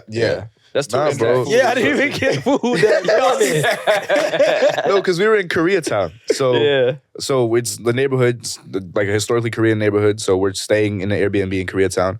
I order the food, and the food, I guess, gets delivered to the opposite side of the street. So Eli and I, we go outside, we go to find the food. There's no food, so we cross the street. There's like a gate in front of the... Mind you, 2 black boys in Koreatown. Yeah, facts. Not knowing who we're going to run into. Exactly. So we across the street and the house is gated off. It's a Korean couple sitting in front of the house. We're like, yo, like, did anyone deliver food here? At first, they're like, no. No one delivered food here. Yeah. So we double back, we walk around a little, we go back. They're like, yes, food got delivered here. so they like open the gate, go around back. We asked them if we could get it. They're like, yeah, just go in the back. Yeah. First red flag. First red flag. Immediately, I thought to myself, God, that's how it happens. I don't want, especially in LA. I do not want to throw hands with nobody in Los Angeles, right? No, please. Not gonna be hands. Whatever's gonna happen, bro. Not gonna be hands. We go in the back. So we go around back. There's like, so the back of the house has two homes. There's the door facing. There's 2 doors facing each other, 2 separate like structures. So we knock on the first door. Wait a little bit, no one answers. Wait a little bit more, no one answers. Woman comes out. She's like, "Hey, what's up? Hi." We're like, "Did food get delivered here?" She's like, "Yeah." We're like, "Can we get it?" She's like, "Okay." She's like, 1 second. Okay, cool. 1 second. Goes inside. She goes back inside. We hear a little bit of discussion. Seems like a whole, commotion is occurring. She's like, "Okay, 1 second." It's weird. Walks out the door, crosses the little sidewalk in between the 2 houses, goes to the other house, knocks on the door. You want to take over from there? Yes. So she knocks there. And I don't know if she went inside or just talked to the dude at the door. I don't remember. But essentially, I think she went inside or like went back to her place or whatever. But then this dude comes out, right? Describe him, by the way. This bald Korean dude. With a limp. Because he had like a cast or something or crutches. With the most massive calves I've ever seen in my life. This dude had to be a martial artist. Like that, bro. Yeah. Like coconuts on his legs. Yeah. I thought to myself, not me, but Seb's about to get the shit kicked out of him. I thought, because me, I'm out. Yeah. Once this dude does the position, I'm out of here, bro. But I just knew somebody was about to get kicked, crazy. Bro. That's crazy. Like, I was going to have to call y'all for backup. You would have kicked me back to the other house anyway. We would have heard you on the other side of the street. I would have landed in the house. We need some sort of whistle or something. We need 5-star security, Angelo, yo. Like, where we get, bro. Bodyguard, goddamn. But essentially, he was mad cool. Like, he told us, the food is there. We just thought it got delivered by mistake. Or it was just a gift. He said, I thought it was a gift. Yeah. That's what he said. He thought thought it was a gift. Somebody just ordered him those Maybe he very got a specific shorty. breakfast burritos. He probably got a shorty. Our names are on the food, bro. It said Sebastian. Yeah. Like 4 breakfast burritos for breakfast. I tried. Sebastiana. I tried. Essentially, The other it was side of it. opened, but most of it was left intact. Kendrick's bagel was nowhere to be found. But we got most of our What you mean? food. He was in his calves. Yeah, we crossed the street and stored in got the our cabs. food. But yeah, that was LA. We had some experiences in LA, man. LA was cool, man. AC Milan private training. We did a little Facts, video of facts, Pulisic. facts. It's a lot, bro. Yeah, shout out to Jeannie from Soccer Champions Tour. Also, Shout out to Wave 45. yes. Yazersky, Facts, Rafa, and his facts. people. 608. More on that. You know what I'm saying? Met his people. That was cool too. 608 on next Absolutely, to man. And then what's Then we went to Guadalajara. Guadalajara in And that was nothing but until we got to Mexico, bro. We're staying in the most beautiful. Are we allowed to say who we were? We could say we were mean? in the same hotel as. Yeah, of course. That's the past, bro. Yeah, it's the same Sevilla hotel people. as Sevilla players. Beautiful. First of all, I didn't know much about Guadalajara going there. I didn't know how. I didn't know anything. I didn't know anything. I recommend I didn't know how beautiful. I recommend it. Yes. And 10 out of even 10. modern it was gonna. Like I have no concept of Guadalajara. It was an incredible area. Nicest hotel I've probably been in. Same place as Sevilla players. Nicest We're hotel thrown I've right been. into it within an hour of being there. And first off, most of us is our first time in Mexico. Yes. Definitely all of our first time in Guadalajara. His story about arriving. With R.I.P. His Oh, his You wanna suitcase go back? died on the way there. You know what I'm saying? So suitcase shut. I'll keep Yeah. it short. Long story short, we get to the airport. I'm happy as hell. I'm like, yo, we in Mexico. Yeah. I'm trying to read Straight the off signs. LA, yeah. Everything is in Spanish. I'm like, yo, we read the really in signs. Mexico. We're lit. He So- said he had to confirm to read the sign. Yeah. So we walked through the first thing when you show your passport, whatever. We went by the little turnaround thing where you The carousel, baggage claim, where you yeah. wait for your bag. Everybody grabbing their bag slowly. The last two to grab is why their I didn't bag is carry me on and so many. Seb. Yo, So we're waiting. Seb grabs his bag, cool. I'm like, all right, like I'm just standing there. there's no more bags. There's no more bag. The carousel stops. Taped up, So I see one bag in the back corner.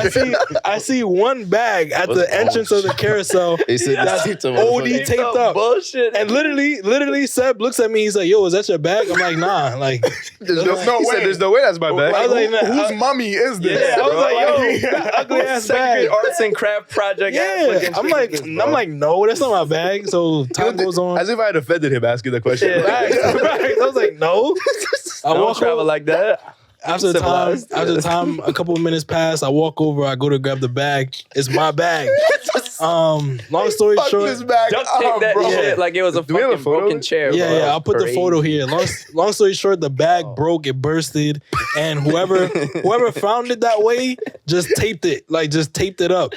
So bro. that's the first time that ever happened to me. That's always been my fear, like baggage getting damaged or lost during travel. Oh man. But honestly, I appreciate y'all for like not. Yeah, in the letting it- moment, it wasn't funny. By the way, No, Yeah. because stay calm, like, though. yeah, we were like, we were looking to see where his bag was at. Yeah, I appreciate y'all for like not making it like a more of a crazy situation, because I try to stay calm, but like, you know, y'all were also like, we're gonna figure it out. Yeah. They're willing to wait for like the people to come over and help. Shout out to Seb and Gabe for being our translators the whole Facts. time over there too. On God, bro. Definitely. gotta keep y'all Yeah. safe, man. That was gracias. much needed. Nada. See. Yeah. Yeah. I'll say though, shout out to my Uber driver who said that my pronunciation in Spanish was You actually muy pronounced bien. well. So Yeah. You Your pronounce accent is well, really bro. good. You'll be learning it. But Guadalajara was incredible. Like I said, we interviewed within an hour of arriving. After all this crazy trip, we were interviewing Thomas Delaney. So that was really, really cool. We got to go to their training at Estadio Akron. Film a lot of content there. Excuse me, which is where the location of the Jesus Christ. yo, shout out Valeria, man. Yeah, bro, that's my homie. And is Atlas bigger than Chivas? The video went viral. But Facts. definitely. And then we saw the first ever Gran Derby or Sevillan Derby outside of Spain. So it was Betis versus Even before Sevilla. that, we got Suso. We interviewed Suso We too. Bro, that's a lot to interviewed keep Suso track before of. that. Seb interviewed Suso. That was a great interview That as was an well. amazing ending to that game. I'm not Yeah, gonna lie. and I we would got not to have watch wanted- from the I touchline too. wouldn't Y'all got to have- see that. Yeah, bro, right next to the from the goal. touchline. I wouldn't have wanted the goal to be in any other way. Facts. To sit anywhere else. Yeah. The time of the goal. Time of the goal, bro. Bro, Listen, the way y'all caught it, y'all too. I was too much in the moment. If you listen to the video, there's somebody screaming at the end. Yeah, that's me. And then before that, all the people trying to take photos with us who did not know who we are. That was crazy. Can we give some context to this? Let's give all the context, bro. This is crazy. Yo, you know what? We gonna have to clip this up. We have to clip it up, bro. We have Charlie taking the videos of us. Bro. Yes. Wow. So we have that. So this is a great story time. This is culture. This is actual culture. This is before El Gran Derby. This is before Sevilla versus Real Betis. In Guadalajara, Mexico. Yes, we are in Guadalajara. We stick out crazy. We're in Guadalajara. I had the same fit on, actually. Stick out, right? Because there's not really black people around. Nah, at all. Who look like us. We literally look like a rap group. Yeah, like we have everywhere colorful we go. stuff, shades on. Like we're dancing to the music. They're just taking photos of us from the side and stuff. Like, the DJ was going crazy, mind you. DJ Kenzo was going nuts. Yeah. So the tunes was on 100%, bro. So we're vibing, we're dancing in the stadium. The staff in the stadium, because we're so early before the game, they're taking pictures of us, they're taking video, whatever. Like they don't know who we are, but they're like, these niggas look famous. We gonna capture this. Mind you, time and time passes, more people, we're shooting content, more people, fans start getting into the stadium. We're filming videos. Again, fans are just coming up to us now because they're curious. They're like, they look cool, they're filming, they must be famous, they must be somebody. Everyone's getting We just start getting swarmed, like picture after picture, photo.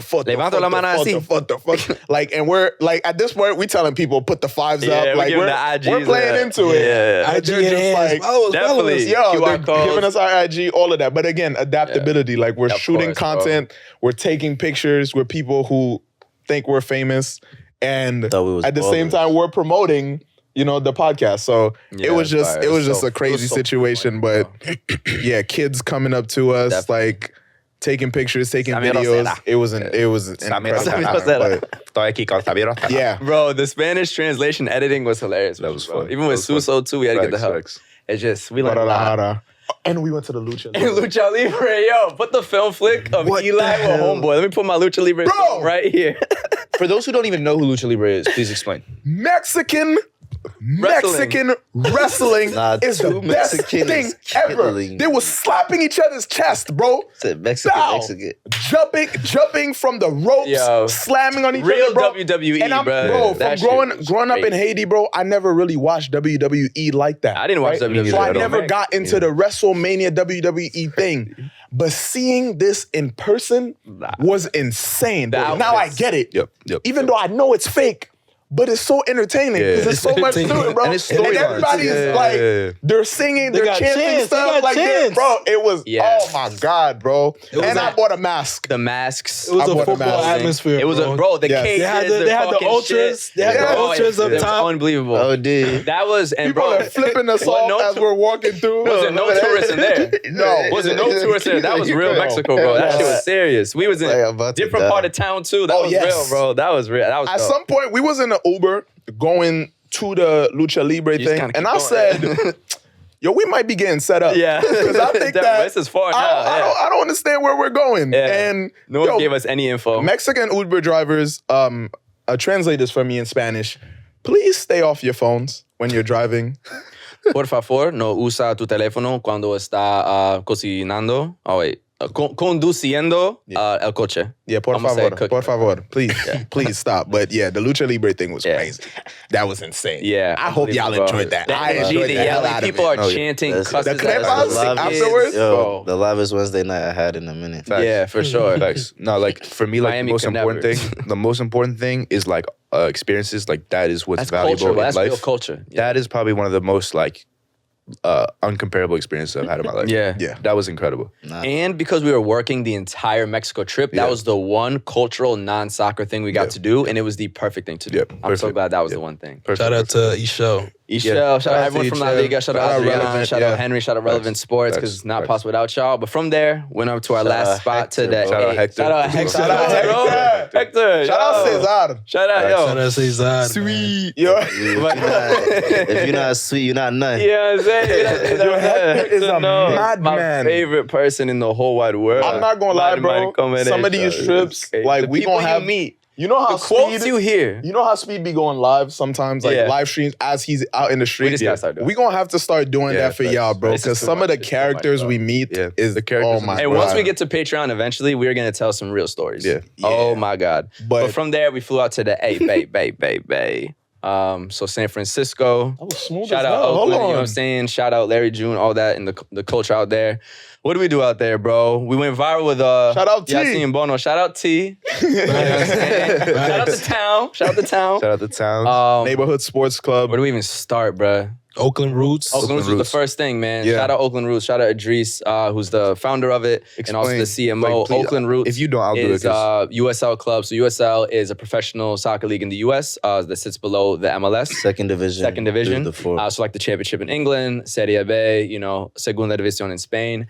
And they've helped bring professional soccer to Oakland for the first ever time. But not just bringing the team there, really bringing the culture of Oakland there. So you think about all of the civil rights movement that's gone through Oakland, the Black Panthers, the diversity of the town. The music. So the music, right? You know, E40, all that kind of stuff. So really bringing their culture and fashion into the team as well. So despite bringing the team in, not just about soccer, but about all that. And then also, I mean, their merch is crazy. They've done crazy in their sales. They partnered with Oaklandish, a streetwear brand out there too. So just look at how they market the team. They actually did the jerseys of balaclava like Seb did with the Brazil one. So everything about Oakland Roots is different, huh? Yeah, they're making soccer cool. Yeah, and then they got Oakland Soul as well, the women's team.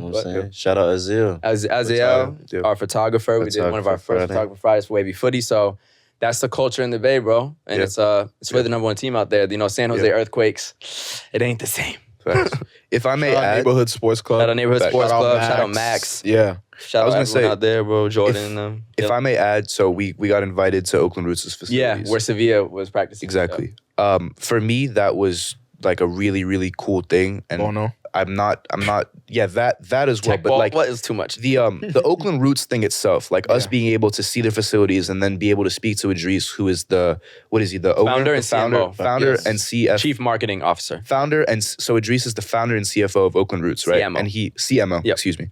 And he kind of gave us like an explanation of his story, the club story, and kind of the motivation behind it.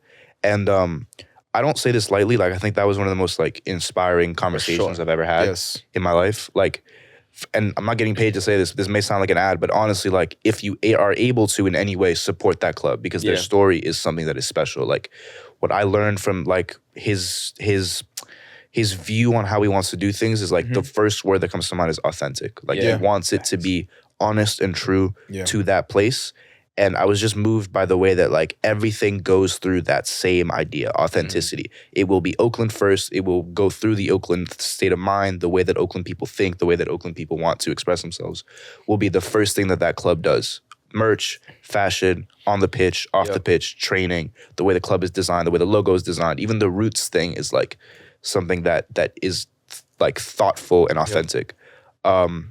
So yeah, like I will do everything I can in my life to help that club because like his story touched me, and I hope that like you hearing a third person who heard that story say this like publicly convinces you to at least give it a look. And what it means for Oakland too, because they're practicing where the Raiders used to be. Yep. The Oakland Raiders have then moved to Las Vegas. The Warriors have moved from Oakland over to San Francisco, where the Chase Center has certainly outpriced people who live in Oakland to see that team, which was the fan base that brought them to where Steph and Clay initially got to.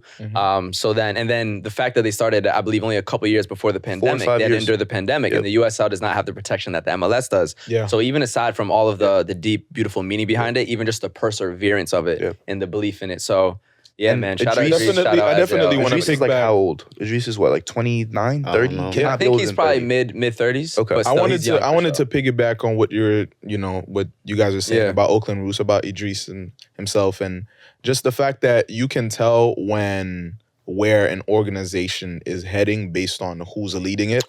And I think that from just first appearance, from stepping to us, from second number one to the end, like just the warmth, the welcome, just how he expresses the vision, how he vocalizes, what they want to do with the club, where it's been, where it is now, where it's heading. how he treats the people who works with him and how much he bigs them up and, how much he compliments, and make sure he puts them in the forefront of saying, hey, I do this, whatever, but they're doing this, they're doing that, whatever. It's always good to see, and it's always reassuring to see that a leader make sure he emphasizes and he puts in the forefront the people that he works with and the people that he leads. And just their vision at the club is something that, again, we believe in, and they're destined for greatness for sure. But part of that is going to be dependent on people like, whoever's listening and watching to also support and just check it out for yourself. Like, we're not just telling you just blindly go and like support this. Check it out for yourself, and I promise you that if you listen attentively, you're gonna be inspired. You're gonna find a good story in it and something to get behind. Overall, the city of Oakland, fly as hell, bro. Yeah. Last thing on the Roots, though, Spider-Man's checking it out. I don't know if y'all saw Tom Holland wearing an Oakland Roots shirt out there with Zendaya, so that's as good as it gets in the Bay. So really? Listen, tapped in. Fire. Yeah, Tom Holland was out, was like shooting hoops wearing it, though. Oakland Roots shirt, especially being from the East Coast, it was good to get out on the West and also see the different dynamics within Cali. Yeah. So the different vibes We out played there. basketball.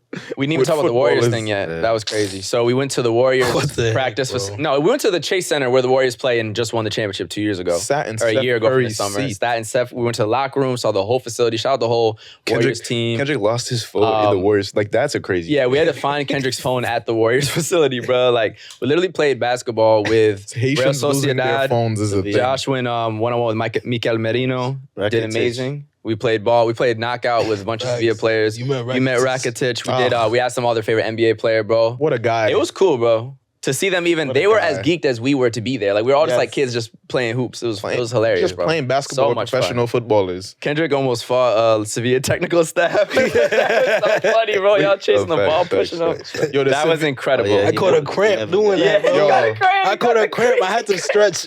Against the old man, too. Yes, bro. I had to stretch. The mascot caught a mean work from me. I'm not going to lie. He had to catch that one, too. But it was so fun, bro. Being around everybody just playing. It's just those experiences people don't usually experience. People don't have those chances. You shouldn't be at the Warriors practice facility if you're not playing ball. What's going on, bro? For me? With Jesus Navas. Yeah, Jesus Navas. Come on. Rakitic, Bono, of course, who you interviewed in French. Our third language of interviews on this trip. There's no other podcast in the U.S. that can speak as many languages. Yeah, no way. We still got a time. It's footy podcast. Yeah. I promise you that. You think there's any other footy podcast in the world that has the... Because what do we have? We have Italian, we have Spanish, French, we have English, French, Haitian Creole. We have Haitian Creole. A little bit of Twi. A little bit. A little bit. I could do a Portuguese interview. I'm learning Portuguese and Italian right now. Every day, literally. And French. And there's no better sport to be polyglot. No better looking footy podcast. That too. Facts. That's too. Y'all want to get on the runway? We can get on the runway. Careful before we learn Arabic too. Careful. I'm already practicing, bro. Yes, sir. But then we talked Bonu. We exchanged some slang. We taught him we outside. He taught us Wahasan. Wahasan. All my mother keys. You know what I'm saying? Unbelievable. Then we got touchline access at Oracle Park, which is the baseball stadium in San Francisco, where we saw Sociedad versus Betis, and then Atletico versus Sevilla, 2 very exciting games. And Kendrick met Aspi. Yeah. Last shot of my film camera from the entire Crazy trip. moment, bro. Can you explain that moment where Aspi quit? Yo. Unbelievable.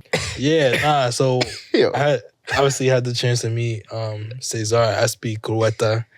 Hard to pronounce his name. I don't know. It was just that's the first time I felt starstruck by like a footballer. We spent all these times with all these professional players, and even Bono. Like I felt like I really look up to him as just like everything he did with Morocco, but it felt regular. Yeah. But I think just as a Chelsea supporter, knowing what that man has done, like what he's led us to, and how much of like a rock in our defense he's been for like years. So I guess like I even forgot that he made that move to Atletico. Yeah. So when I saw him, I was like, oh snap. And then like I don't know, there was a moment where after the game where we were all in the little like media room, which is like on the way to the locker room where the players go. And so I was like in the back eating the food that they had in the media room. Yeah. And they came over there like, yo, like Aspi's about to come down. So I'm like, oh snap, let me say what's up. Yeah. So we go outside, and then Sebastian positions himself in the corner to take a photo. Josh is right next to me taking a photo. Gabe is behind me taking a photo. Yeah. And then Eli's in the back, like, look at the camera. He's like from behind. From top, so it was like a whole production. Like, yo, this is a big moment. Content. Bro comes down. I'm like, yo, my guy Cesar. Yeah. That's me all. Clean one, like, too. It was just like for the film. Yeah, took a picture real quick. Fuck, and then afterwards he walked away, and I remember just Josh looked at me, started cheesing, bro. I was like, let's go. Got on video. I know it was just cool. Like footballers, man. No matter like the age, this is the effect that they have on us. Like we're genuinely fans of the game. Yeah. So once you meet some of those guys that like you just like you love watching them play. You can't help it. You can't help. And you want to be cool, like yeah. You see me, I'm like a cool dude. Generally speaking, in terms of my demeanor, like, I don't really show a lot all the time. But it was just like, cool guy. But it was just like, yo, when I saw him, Ice Cube in man, cool. On the other side of the pillow. For sure. You know what I'm saying? For sure. Nah, but it was like when I saw him, it was just like, I don't know, it tapped into a bit of my like childhood. Yeah, it was like, yo, I actually grew up watching this person, bro, admiring him. Like, don't lose that, bro. So yeah, it was crazy. That was some advice I did have too, circling all the way back. First off, then we ended it with a photo shoot with the dimmed lights in Oracle Park, literally just using the stadium as our playground. We're like, yo, you can hold this camera. We did a little walk away shot. We getting flicked up. The fact that we could leave the stadium and walk back, oh, no, you're good. Like, we're just on some different shit. But I was going to say is like that special moment you had, like, let's not lose our fandom of the sport and let's not get jaded by all the amazing experiences so that we can keep continuing to enjoy these sort of moments and kind of always have that in us. Because if I meet some Real Madrid ballers like that, I need to, obviously I'm going to keep it cool, but I want to be like, still have the fan in me. Like, you've been watching them since 2006. Like, you should be geeked right now in a way. You know what I'm saying? So, yeah. Speaking of Spain. Very humbling. Speaking of Spain. Speaking of Real Madrid. Felicidades a mis mujeres who are now the campeones del mundo. Spain have now won their second World Cup. But this time it's on the women's side, so you know I had to come through in my Spain jersey. Obviously, the men had the star in it. The ladies added it. Shout out to Olga Carmona, speaking of Real Madrid. Yes. Banged in the winning goal for the final. Also scored the winner in the semifinals. Just incredibly proud of the ladies for pulling it off. And I mean, in a short time, I think last World Cup was 2015. To her father. And RIP to her father who died, excuse me, the day of the match. She didn't find out until afterwards. Looked like she was able to still enjoy the celebration of the special moment, even though, as she said, best and worst day of my life. But no, just congrats to the ladies, bro, because as a Spanish football fan, obviously the men's team has had quite a legacy, and then finally 2008 to 2012, incredible era, 2 Euros and a World Cup. Yes. And then I got into the women's game the same time as the men's game. So 2007, I started watching women's footy. The World Cup was then.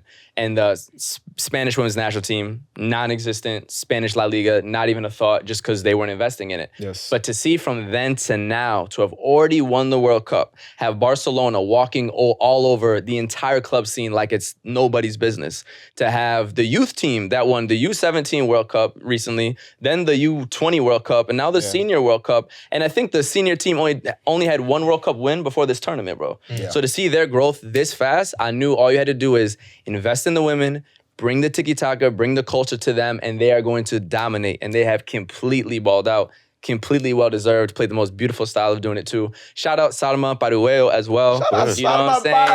Who is a literal, shout out Aitana Bonmati. Shout out Alexia Putellas.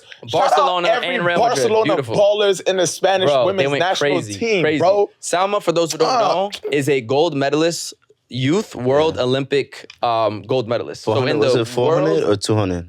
I think she won the 200 and 400 meter hurdles gold in the youth world championship for track, and only recently decided to only pursue footy, bro. Yeah. And scored amazing goals. She's an athlete. Athlete, but has the skill, has the finishing, the goals that she scored, bro. One of the most bright young talents in the world. And as I just said, we just won the U17 World Cup, so we got a bunch of other teenagers that are about to be in her position, so couldn't be more proud of them.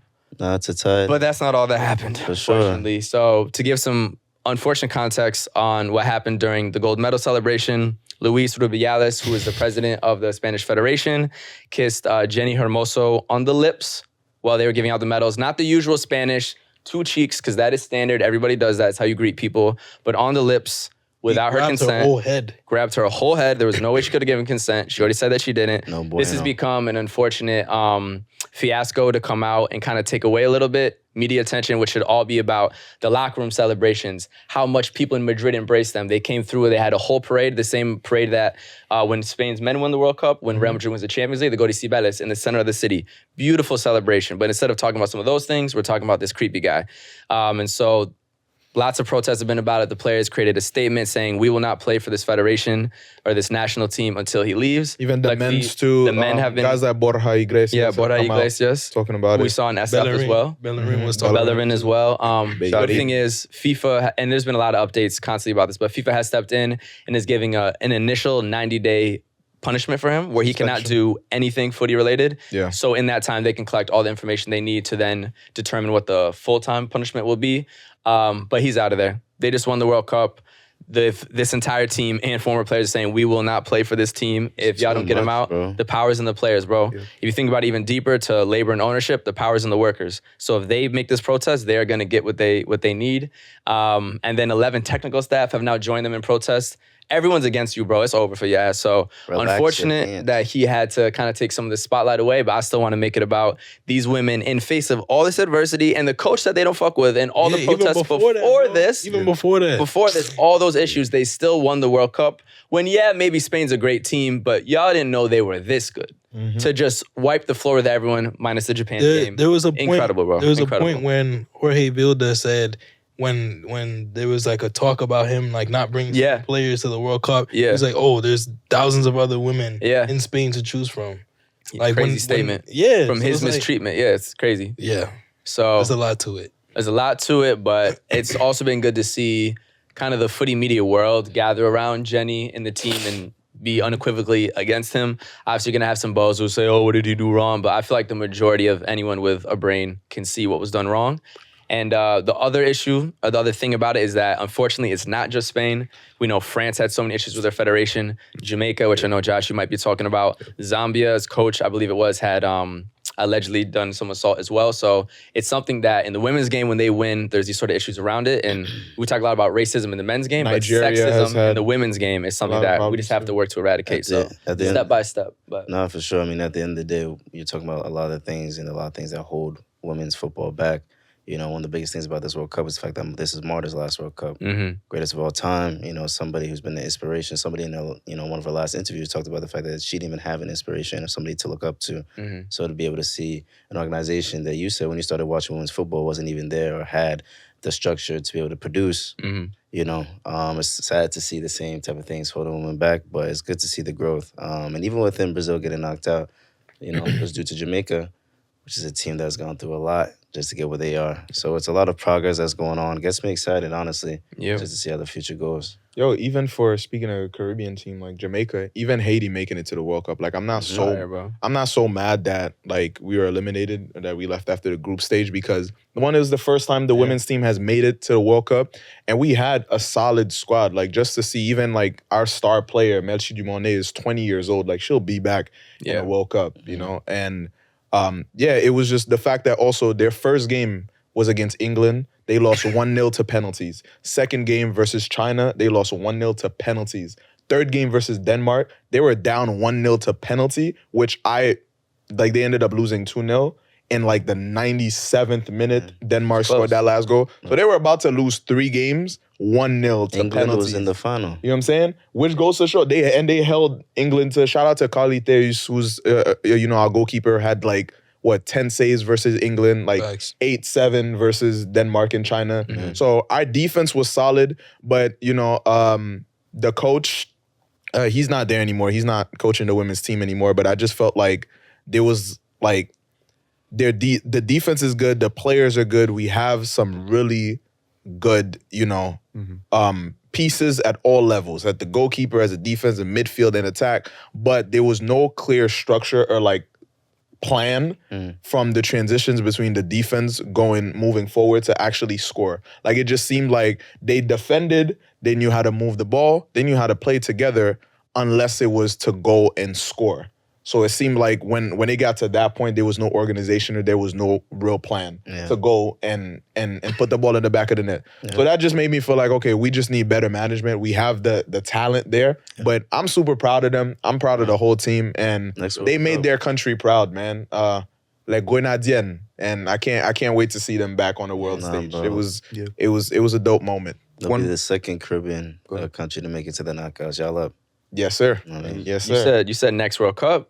Next World Cup could be in either U.S., Mexico, Belgium, Netherlands, Germany, or Brazil, or South Africa. So those are the options. So we might have it in the U.S. fresh off of the 2026 Men's World Cup. One question I have just briefly for y'all is, after this Women's World Cup, what impact have y'all seen just in the footy space in the U.S. specifically? Because I have something that I want to share, but what do y'all have? Can I share some stats around how Please, successful it is? So I'll please. start with some factual stats around it. So this generated $570 million of revenue, which is second only to the FIFA Men's World Cup of 2022 in terms of global sporting events. I'm not sure if that refers to ever or within the last year, but still, that's an incredible achievement.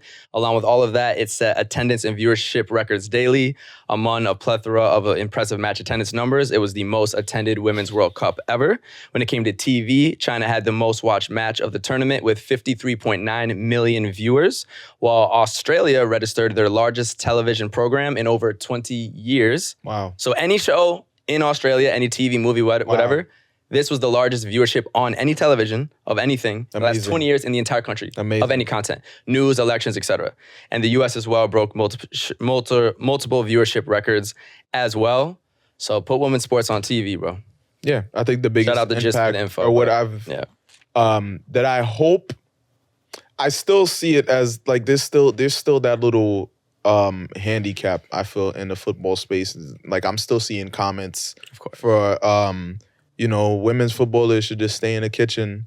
Hey, they're cooking on the pitch, so maybe they'll cook you a meal too. I don't know. And then you won't be like, hey, they're talented in multiple ways. Because again, you have some of these women who like Michelle Olizier from Nigeria, who highly educated woman. She has a what's the degree that she has? I believe it's something in biology, microbiology. But they're also balancing being professional athletes and doing so much more else, and they're multifaceted, they're versatile. And so one thing that more and more I've been paying attention to women's football more, and I do hope by the viewership is definitely people are paying more attention. A lot more. I just hope that like on socials and stuff, the culture starts changing, and some of the things and like sly comments that people have been saying, like the whole staying in the kitchen That's thing. deeper than sport, though. Yeah, I hope that those start, kind of getting dissipated. And low key moments like the whole Lauren James and Michelle moment. I like those things, bro. Yeah. Like, it helps. It's part of the sport. Yeah, it helps with the game. I love it. So to answer your question too, I will say just seeing the women's football grow, especially from 2018, this has kind of been one of the biggest ways for people to express and like the things that have been growing to be there. Look at the kits, even to the kits to be different. Yes. Adidas ones we talked about, You know what I'm saying? And so, you're talking about, there's a lot of handicaps in the space. It's up to us. Yep. That's why we're here. That's why we're talking about it. We've been doing it for years. You were saying, what's your answer to your own question? Nah, for me, so I've been in DC for the past maybe 10 days, I guess. And I've been playing soccer like every day. If you're from DC, you know Jellif Rec, like everyone goes there. I have never seen as many co-ed games in the past 10 days in my life. Dope. Like, every time I go to the field, like for the past 10 days, it's girls and guys playing. And that's, it's what you usually, want. It's usually, It's what you want to see. It's what you want to see. That hasn't been the case growing up. Like, just like DC is a very international community, very international city, so there's always games going. But generally, games are like, yes, maybe there's girls playing, but it's like 1 or 2. The past 10 days, it's been even games, like 7-on-7, 8-on-8, like more girls than guys on the field. And I don't know, like it's been really, really cool to see. And like also the attitude that like everyone has had about it has been like, it's like normal. Like I didn't see any like we have to treat this person differently or that person differently. It's just normal. That's really cool because it means that like it's now been normalized, and that's like the biggest thing that you need. Because once it's normal, then you go, and then it just goes from there. Yeah. So yeah. Yeah, on that normal point real quick, when I was introduced into soccer was first my family from Spain in 2006, which was the Men's World Cup. Following year was 2007, the Women's World Cup. Yep. And the way my dad put it on, he's like, oh, it's the Women's World Cup. Yeah. It's just soccer. It's like there was no concept of inferiority. Exactly. Yeah. I was equally excited to watch the U.S. in that tournament. Yeah.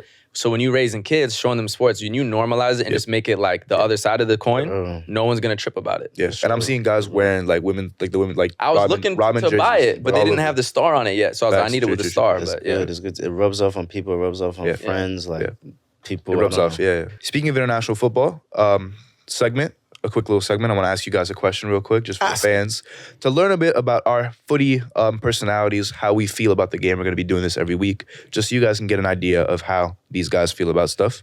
Question for this week is, I want each of them to give me their top 3 African footballers of all time, and we'll discuss for a little bit, see what we think. Starting with I could go. Josh. Betty Pele, Tony Aboa, Samuel Kofor. Fire. Pele won? Pele is the best African player? Betty Pele, You just said it, bro. Wow. Tony Aboa, Wow. It's not your nickname, Kofor. Rona, right, Pele? you know. Come on. All right. All right, I'm gonna go. I'll do Samuel Eto'o, Yeah. George Weah, Didier Drogba. Oh, fire. That's my list. Yeah. Okay. George Weah, Didier Drogba, and Samuel Eto'o. Drogba, Eto'o, Edouard Mendy. Bro. All time is Edouard. hilarious. Bro, None good death.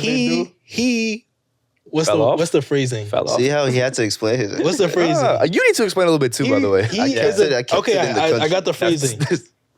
He said that. is and was a trailblazer for black goalkeepers in the Premier League. Absolutely. He was the highest paid black goalkeeper of all time Oh, you look at Champions League in the winner. Premier League. Premier Champions League League winner. winners. He's a trailblazer. No, he is. But Yeah, but he's top 3 of all Kameni time. from Cameroon? Huh? Yeah. Kameni's a better Yeah. Yes. for sure. Oh, I mean, Onana. not better. Oh, no, sorry. Onana too. Onana. Onana's Yeah. from Cameroon. He's Yes. definitely, yeah. Yeah. Onana came afterwards. Yeah, but True. Onana's crazy. That nigga. So you don't put Eto'o or Drogba in your top 3 Africans of all time? They're clearly there. I'm just keeping it for they Ghana. Ghanaian, though? Okay, cool. Yeah, just No one said Mo Salah? Oh. Hold on. You know what I've been seeing a lot is Salah and Drogba comparisons in terms of who's a better player. Obviously, different positions, but Didier Drogba stopped war momentarily. that's impact. He did. I'm not AI's removing impact nothing off doesn't the make him a off. better player. Anything off the pitch funny as also fuck. counts. Okay. No, it does. Yeah. It does I count. love that, bro. Yeah. That's true. But- Because you're not saying just who was better, you're saying who's our top Yes. 3. Yes. So Samuel Eto'o, obviously the best African Barca player of all time. As a Barca fan, I'm already biased, but nobody's mad at Samuel Eto'o. Like, he's one of the greatest players, period, Thank I you. feel, of all time. Yeah. So Didier Drogba, absolute baller. George Weah, the first African player to And win. only. facts. The first and only African So player far, to win yeah. the Ballon d'Or. So, yeah, fair list. Quick follow up then. Drogba or Eto'o? Quick. Eto'o. This is Eto'o. Eto'o. Let's stop, yeah. In terms Eto'o. of statistics and records, Eto'o depends on the style of play, but for number 9, bro, the guy Drogba with won trebles treble? and everything. Good night. Who are you saying? Drogba. Has to. Why? Because he's a Chelsea fan. Honestly, Literally, like, if just you- because you're a Chelsea You fan. use that word as a slur. I feel like if you want Definitely a slur. Chelsea fan. if you want an all out and out number 9, Yeah. it has to be Drogba. Heading, shooting, finishing, power, pace, intellect, swag. Swag. Bro had the long hair with the headband. Yeah. For y'all that said Eto'o, why do y'all disagree with him? Eto'o does everything that Drogba does, but better. Fuck. It's this And I think statistic. Drogba is an absolute legend, and I didn't even like He is, Chelsea though. or It's coming or from dislike a Real Chelsea. Madrid fan. No. No. Yeah, it's coming, This is no, coming from exact- a Real bro, Madrid This is coming fan. from when Barca was killing everyone. The lethalness of Eto'o in the front line, it's over. It's over. It's just over. Drogba- And to do it in Italy right after, it's over. One thing Excuse me, Eto'o for sure. One thing I appreciate about Drogba is he has big moments. Yeah. That's one thing I won't take away from him. I mean, didn't Eto'o score in Champions League final as well? Nah, Eto'o's a It's baller. like- He's a baller.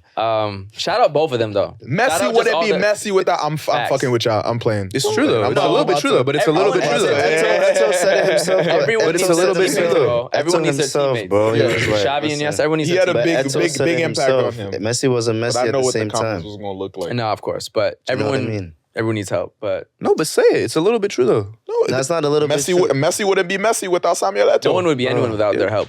No. It's like it's Jordan Pippen, Kobe, Shaq, in a way, at some point, To a certain degree. to a certain extent. Yeah. Your top 3. I think because I'm a bit younger than y'all, I don't like saying players that I haven't seen. So my top 3 Africans, I think Eto'o from highlights for sure, but I'm not even fully comfortable saying him. So yeah, in my lifetime, Cameroon too, killing me. in my lifetime, I'd probably have to say Mo, Salah, Young, Mahrez, young boy. and Mars is crazy as fuck. You don't think so? Nigga, there's Mars.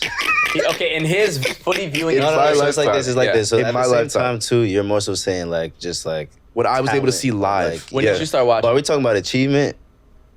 2010, 10? yeah. Eto, I was you can still say Eto. I'm saying I was young, achievement, bro. though. You were You say young. wait. So you will say Mahrez over Sadio Mane? Oh, Mane No, could be there. that was gonna be my third. Oh, because I was about to say. Yeah, I would- those three. Achievement though. But you're saying Mars is the baller. Mahrez is a baller. He's a chief. Like, last He's a baller. But who else would you put in my lifetime? Who else would you Onana put? is up there. No, I'm come trying on to now. think. Nah. That's a good He doesn't even question. play for his country anymore, man. Wow. Oh, really? No, Damn. Oh, That's- Aubameyang? Nah. Shout out Gabon, no? stop it, bro. What did you just say? It's those three. It's Salah, Mahrez, Mane. Well, Hassan. Mars' AFCON moment was nice though. Yeah. Every Nigerian I knew just. Who would you put Single if it's team. not those three? No, that's in the my question. lifetime. That's the It's question. those. You said Salah, Mane. Mahrez. The Ayew brothers. Yo, a friend of mine yesterday said that if I bro. no, but a friend of mine yesterday said They're if, cool. if Jordan had better vision, he'd be one of the best midfielders of all time. It's fair. Talking about Jordan Ayew. Yeah. One thing I'm gonna say about Jordan Ayew is the fact that If Elisha was a better, I was just everything, about to he say, would be a better Yo, footballer if my of all voice time. sounded more like John Legend, then I'd probably like, okay. Like if I could sing, crying, son. But I'd nah, be Giveon. Like he had a chance to make a big impact and beat Germany in 2010. Yeah. That's Facts. all I'll Yeah. say. But speaking of music, speaking of singing, it's almost September. We haven't tapped in with y'all in a long time. So what has been y'all? What's been y'all summer vibes? Who have you been listening to? Whether it's new Big music, Seven. older music. Who kept you Wavy feeling Small. safe Who kept you feeling during safe, bro? tour? For sure. What y'all been listening to this summer? Interesting question. Like, hey man, I'm trying to a think whole of lot tours. of. I'm so very happy that although I did get the drill music bug for a while, I'm very happy about the new surge of Afro beats especially in the States. I think like Burna, Asake, Wizkid, Oxlade. Like it's so many different Afrobeat artists. They don't like it though. Artists that have just been don't want been us to like becoming more and more popular. So I'm happy because there's like a difference in vibe now. It's like you're going from a lot of like superficial, like violent, hypersexualized sometimes music to, a lot of Afrobeats might have some of that, but it's more low key toned and down. it's a lot more fun and just vibes in Afrobeats. And so, yeah, a lot of that. Burna Boy. I've been still always listening to Haitian music, Rabodai all day long, Compa all day long. When I was at the gym in Guadalajara, it was straight Compa and Rabodai. Explain Rabodai. Rose didn't know what it was. Rabodai I was is like, Rose, basically- you should know what Rabodai is. It's like, but it's fairly new. like, bro, What do you mean? it's, You It's gonna like- take it on the chin. It's like Haitian. You know how y'all know. leave people Wow. alone, man. We gotta cut that part. Why, bro? It's about It's genre just you gonna music. take it on the chin. You take it on the chin is crazy, bro. It's a phrase. Yo, All right, just explain Rabodai. It's a phrase. You're a straightforward guy, bro. It's good. It's good. Yeah, bro. I'm like, so Rabodai is a genre. Rabodai is a genre of music in Haiti, and it's basically like how you have, like the carnivals in Brazil or like in Trinidad or whatever, and it's just hype music. They're not necessarily saying anything deep or really meaningful. It's just vibes. Like Rabodai is a lot of that. It's very energetic. It's very grand. It's very festive. It's a lot of times they're saying words that like have no real depth or anything, but it's just through the music, through the beats, through the rhythm. It's very fun. And so that's something that's become more and more prominent over the last few years. And it's just, when you need some good energy and good vibes and just upbeat, listen to some Rabodai. So Others, yeah. real quick. Shout out Andy Beats. French music has been big for me this summer. Tiakola, Leto, Got2 Best Bar, Let Juice, RSKO. Tap in, bro. A lot. Like I've been appreciating it more because I'm realizing that similarly with like the UK, they have a similar culture in terms of like a lot of the black people in France are from the diaspora, And they know and about so it, yeah. and they're tapped into their roots, and so a lot of them musically tap into like a lot of Afro sounds, a lot of Caribbean sounds, and so the same thing that you kind of get from Afro beats and from dancehall and from compa, like you'll find in francophone music. So A lot of Congolese brothers there. Definitely. Yes. For sure. What about you, Josh? No, I mean, I was gonna say French. French. Yeah, Yep. I mean, Le Juice and RSKO, definitely big fans of them. Man. For me, similarly, definitely a lot of Afrobeat, Caribbean influenced music, specifically Afro swing, which is kind of like that Afrobeat influenced music in the UK. So it's got a little bit of like R&B rhythms to it, a little bit of, you know, English pop, I guess you could add to it. So shout out like, you know, NSG, all those types of artists. Definitely in terms of US summer music, LA is the place to be. So like, you know, Blaz, Bino Radu, Stephen G, you know, me and Kendrick kept playing that song outside every time we was in the whip. So just like music that makes me feel like being around palm trees, but you know, fall's coming now, so I'm very excited for tapping back in with a lot of R&B, been getting back into my R&B bag recently. So yeah, but it's been a good summer, for sure. For me, ever since the World Cup, I've been very into like Moroccan culture and stuff. I've been like very into that stuff. I found that there's actually like Morocco's #1 artist is half Cameroonian, half Moroccan. Fire. What's his name? Tagne. He just put out an album, one of the best, like no skips. That song you played that one time, bro. I was like, yo, send me this right now. So yeah, I've been listening to that kind of nonstop for the past 2 weeks. It's 20 songs, no skips at all. And it's just like a type of sound I've never heard before. And yeah, I think that's kind of like the beauty of this game, to be honest, is like the amount, like we were saying this before, like the amount of culture that amount of cultures that I've learned about is all that, bro. So yeah. I think one thing about music also, big shout out to the legend Sean Carter, Hove, Jay-Z, man, Yes, who had the Central Brooklyn Public Library basically commemorate and honor him. You know, you have his lyrics on the facade of the library. There's like a whole exhibit throughout the whole library, you know, multiple floors in there. Just, you know, displays of his awards and his music, his albums, his achievements, plaques, replicas of a studio that he spent a lot of time in, and just honoring the legends is important. I know that one of the things that I don't like about, you know, human nature overall is the older people get, the more society just kind of push them to the back burner and tends to forget about, you know, our elders. And so I like that, you know, this legend is being honored and is being put at the forefront, and to see the different types, the demographics that are coming in there to watch, you know, to look at his achievements and everything that he's done in the displays. It's just really inspirational. And it just goes to show too that, like, it's motivating to be like, wow, this is the catalog, this is the body of work, and it just inspires you to like emulate that level of excellence for whatever you do. So for sure. And happy 50th anniversary to hip hop. Yes, sir. We wouldn't be here without hip hop, bro. That's the culture right there. So change the world, bro. Absolutely. Quickly, in your guys' memory, Ed Villa Lobos 13 asks, what are y'all favorite boots of all time? Balotelli, blue and pink Pumas. Well done. Black and kind of orange Neymar Hypervenoms. Mercurial Vapor, anytime they drop the all yellow. I'll say off the top, there's red and silver Mercurial Vapors. Mm-hmm. For me, same as you, Kendrick, there's no other option than the pink and blue. Word. Yeah. Azag Photos asks, who's the coolest club in the USL? Oakland Roots, shout out to town. Oakland Roots, shout out to town. Easy. Yes, sir. You know the vibes. Easy. Jacoby Senfer asks, what's the most underrated player of all time? Jacoby. Underrated? That's such a... There's so name much. one. Just name one. Yeah. There is a lot. Someone you really liked that you think maybe didn't get the credit they got. Yeah, this is actually a good question. I'm going to do Juan Mata. I'm going to do Juan Mata. Let me ask it again because this is actually a good question. Okay, yeah. Okay. So, quickly, Jacoby Senfer asks, who is the most underrated player of all time, in your opinion?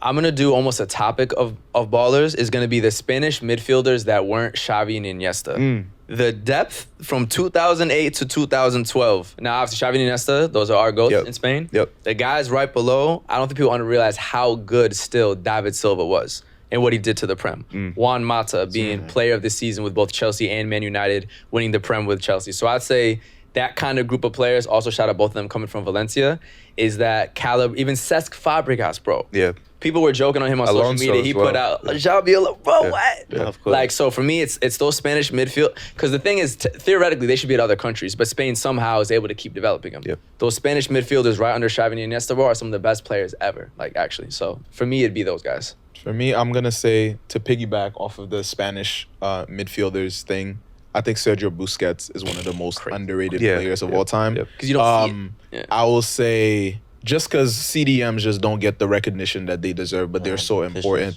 Shout out Atso Witzel, too, who I think is a very underrated player. Was huge for Dortmund when he was over there. He's was he at Atletico now? Yep. I think Lucio, who was a defender for Brazil, I think he was highly underrated. Maicon, that played for Inter Milan, also was underrated. Like those who know. Yeah, those exactly. Yeah, until Bale signed him, he was great. But Maicon, I think, was savage. Luis Fabiano, also Brazilian player, just, I don't know, never panned out to be as...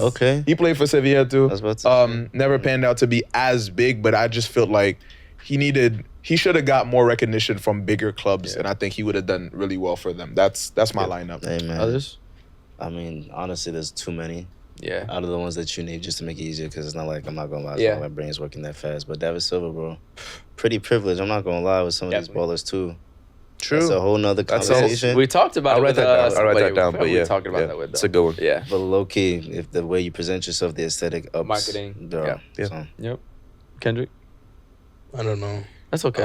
I'll say one player, maybe not the most underrated, but one player that I've always appreciated that didn't really get love is Wijnaldum.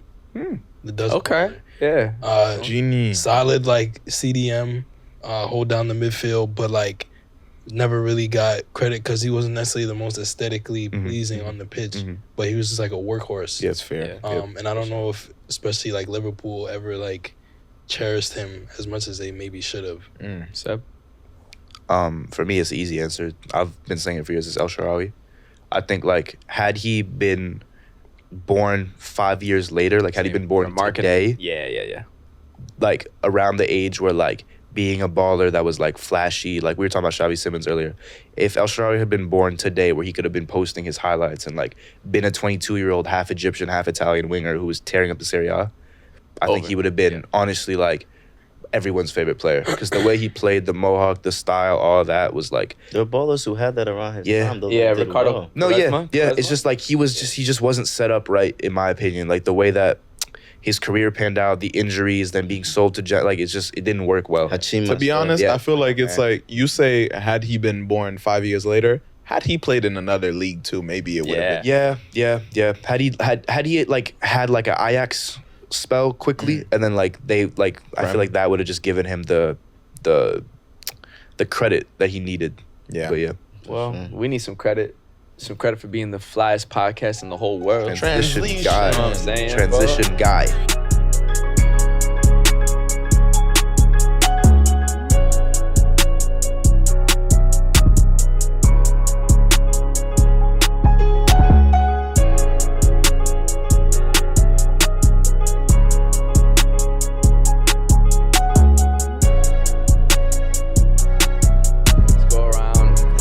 Boys are back in WTF. Josh, send us up, bro.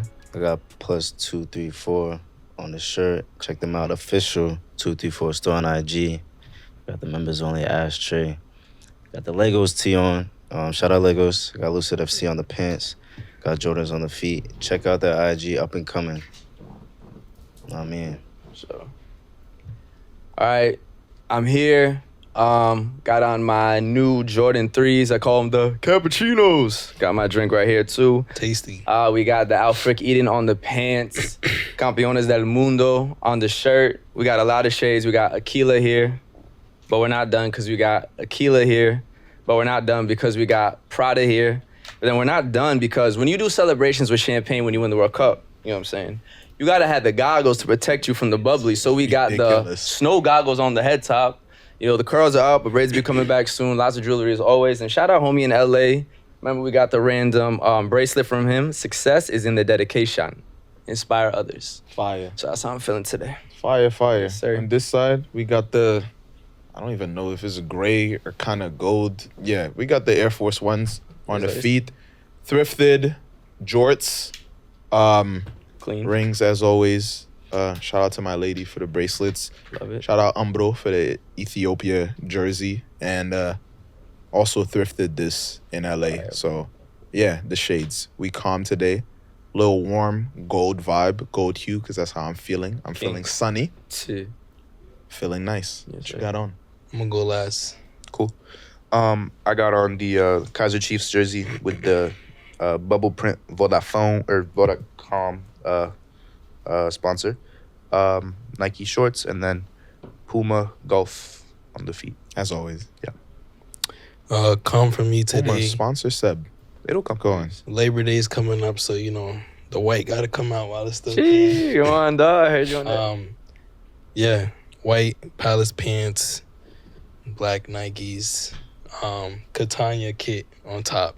So this is a kit from my little brother. I don't know where the fuck he got it from. But Catania's what, Series C? Yeah. Low level Italian club. The player on, huh? They used to be good though. They used to be in Serie A, right? I don't know a lot about them. I thought it was Crystal Palace at first. Okay, Collar with it. So long story short, because we gotta be quick, the person on the back of this kit, his name is Louis Oliveira. Decent baller. He scored hella goals with the club. But I was kind of just looking into like his, I guess, career before like coming to the episode. So one of the clubs he played for, and you're gonna have to help me with the pronunciation, Cagliari. The GL is silent, so Cagliari. Okay, so I was looking at their crest. Yes. And I noticed something about their crest. Oh, the nipples. That was very odd. No, different. So I'm going to pull up a photo for you guys. And I want you to... Oh, I know this one. Yeah, it's crazy. What do you think of when you look at this crest? Are they ninjas? Like cutting off heads. Yo, speaking of that too, actually, I mean, there's a flag in Spain that's like that too, bro, with the heads. Let me cook, bro. Yeah. What do you think of when you look at this? When you look at this picture, are they ninjas? Huh? Are they ninjas? It looks like the English flag. They're not ninjas. What do you see when you see this? For me, I know that it's like pirate history. I know it has to do with pirate history. What do you have to? What do I have to say? What do you think when you see this? Well, no, it's obviously England at first, and then you just wonder what the heads is for, which you're about to find out. It looks like heads are rolling. So this symbol, 4 heads. Is it a 4-head thing? No. Oh. So this symbol is the flag of an island in Italy called Sardinia. Yes. And Sardinia has a long history in terms of like kings and royal families and stuff like that. And so the 4 heads on this flag, which is still their flag to this day, are 4 Moors. Spain has done the same shit. That's what I was saying. So basically, like, this is a symbol of like when the Moors came around and their conquest of like the Moors, or defeating them in like a bunch of major battles. So essentially, this is 4 black men on their flag. On an Italian flag. On an Italian flag. Italy. And so I was like, okay, cool. But it got even worse when you realize that the club, how you pronounce it? Cagliari. This is Cagliari's flag. That's cool. And it has the same imagery from the island of Sardinia, which is the imagery of 4 beheaded black Africans. Oh, they're beheaded. Wait, Yes. beheaded? Yes. Really? No. If you actually look up the story of, because it's championing their battle. Look at this. It gets deeper because Winning the battle? Championing their conquest of the Moors in battle. And so it's literally 4 beheaded Africans. Wow. Zaragoza in Spain has the same, because when you said that, I said I seen that in Spain, bro. Zaragoza in Spain has the same that's all 4 heads over on their Italy. shit. And this That is is all over and there. this team just bro. and It's this nuts. past year this team just got promoted back to Serie A. Yeah. So Didn't know that. my question to the Cagliari fans, why is this your crest? And why is it still your crest? That's the only question. Because I get imagery changes over time, whatever. But if it was the 1800s, we're not in the 1800s no more. So it's like, Italia. yeah. Yo, if I told you the stories that happened this week in Italy, man. Hey. Patreon. Yeah, Change bro. it. But Yeah, bro. change They'll it. never Just like change y'all it. change They'll from never change that shit. Washington sports team or whatever. Same thing. But season 3 is here. yeah, bro. man, season 3, is episode clapping up. 1. We appreciate y'all so much for Yes, tuning sir. in, whether you're watching on YouTube or listening on Apple Podcasts or Spotify. We appreciate y'all. We love y'all so much for tuning in with us, Champagne man. 5ASIDE, showers. season 3. We're going to see y'all on episode 2 on the next Ya one. tú sabes. Peace. Peace.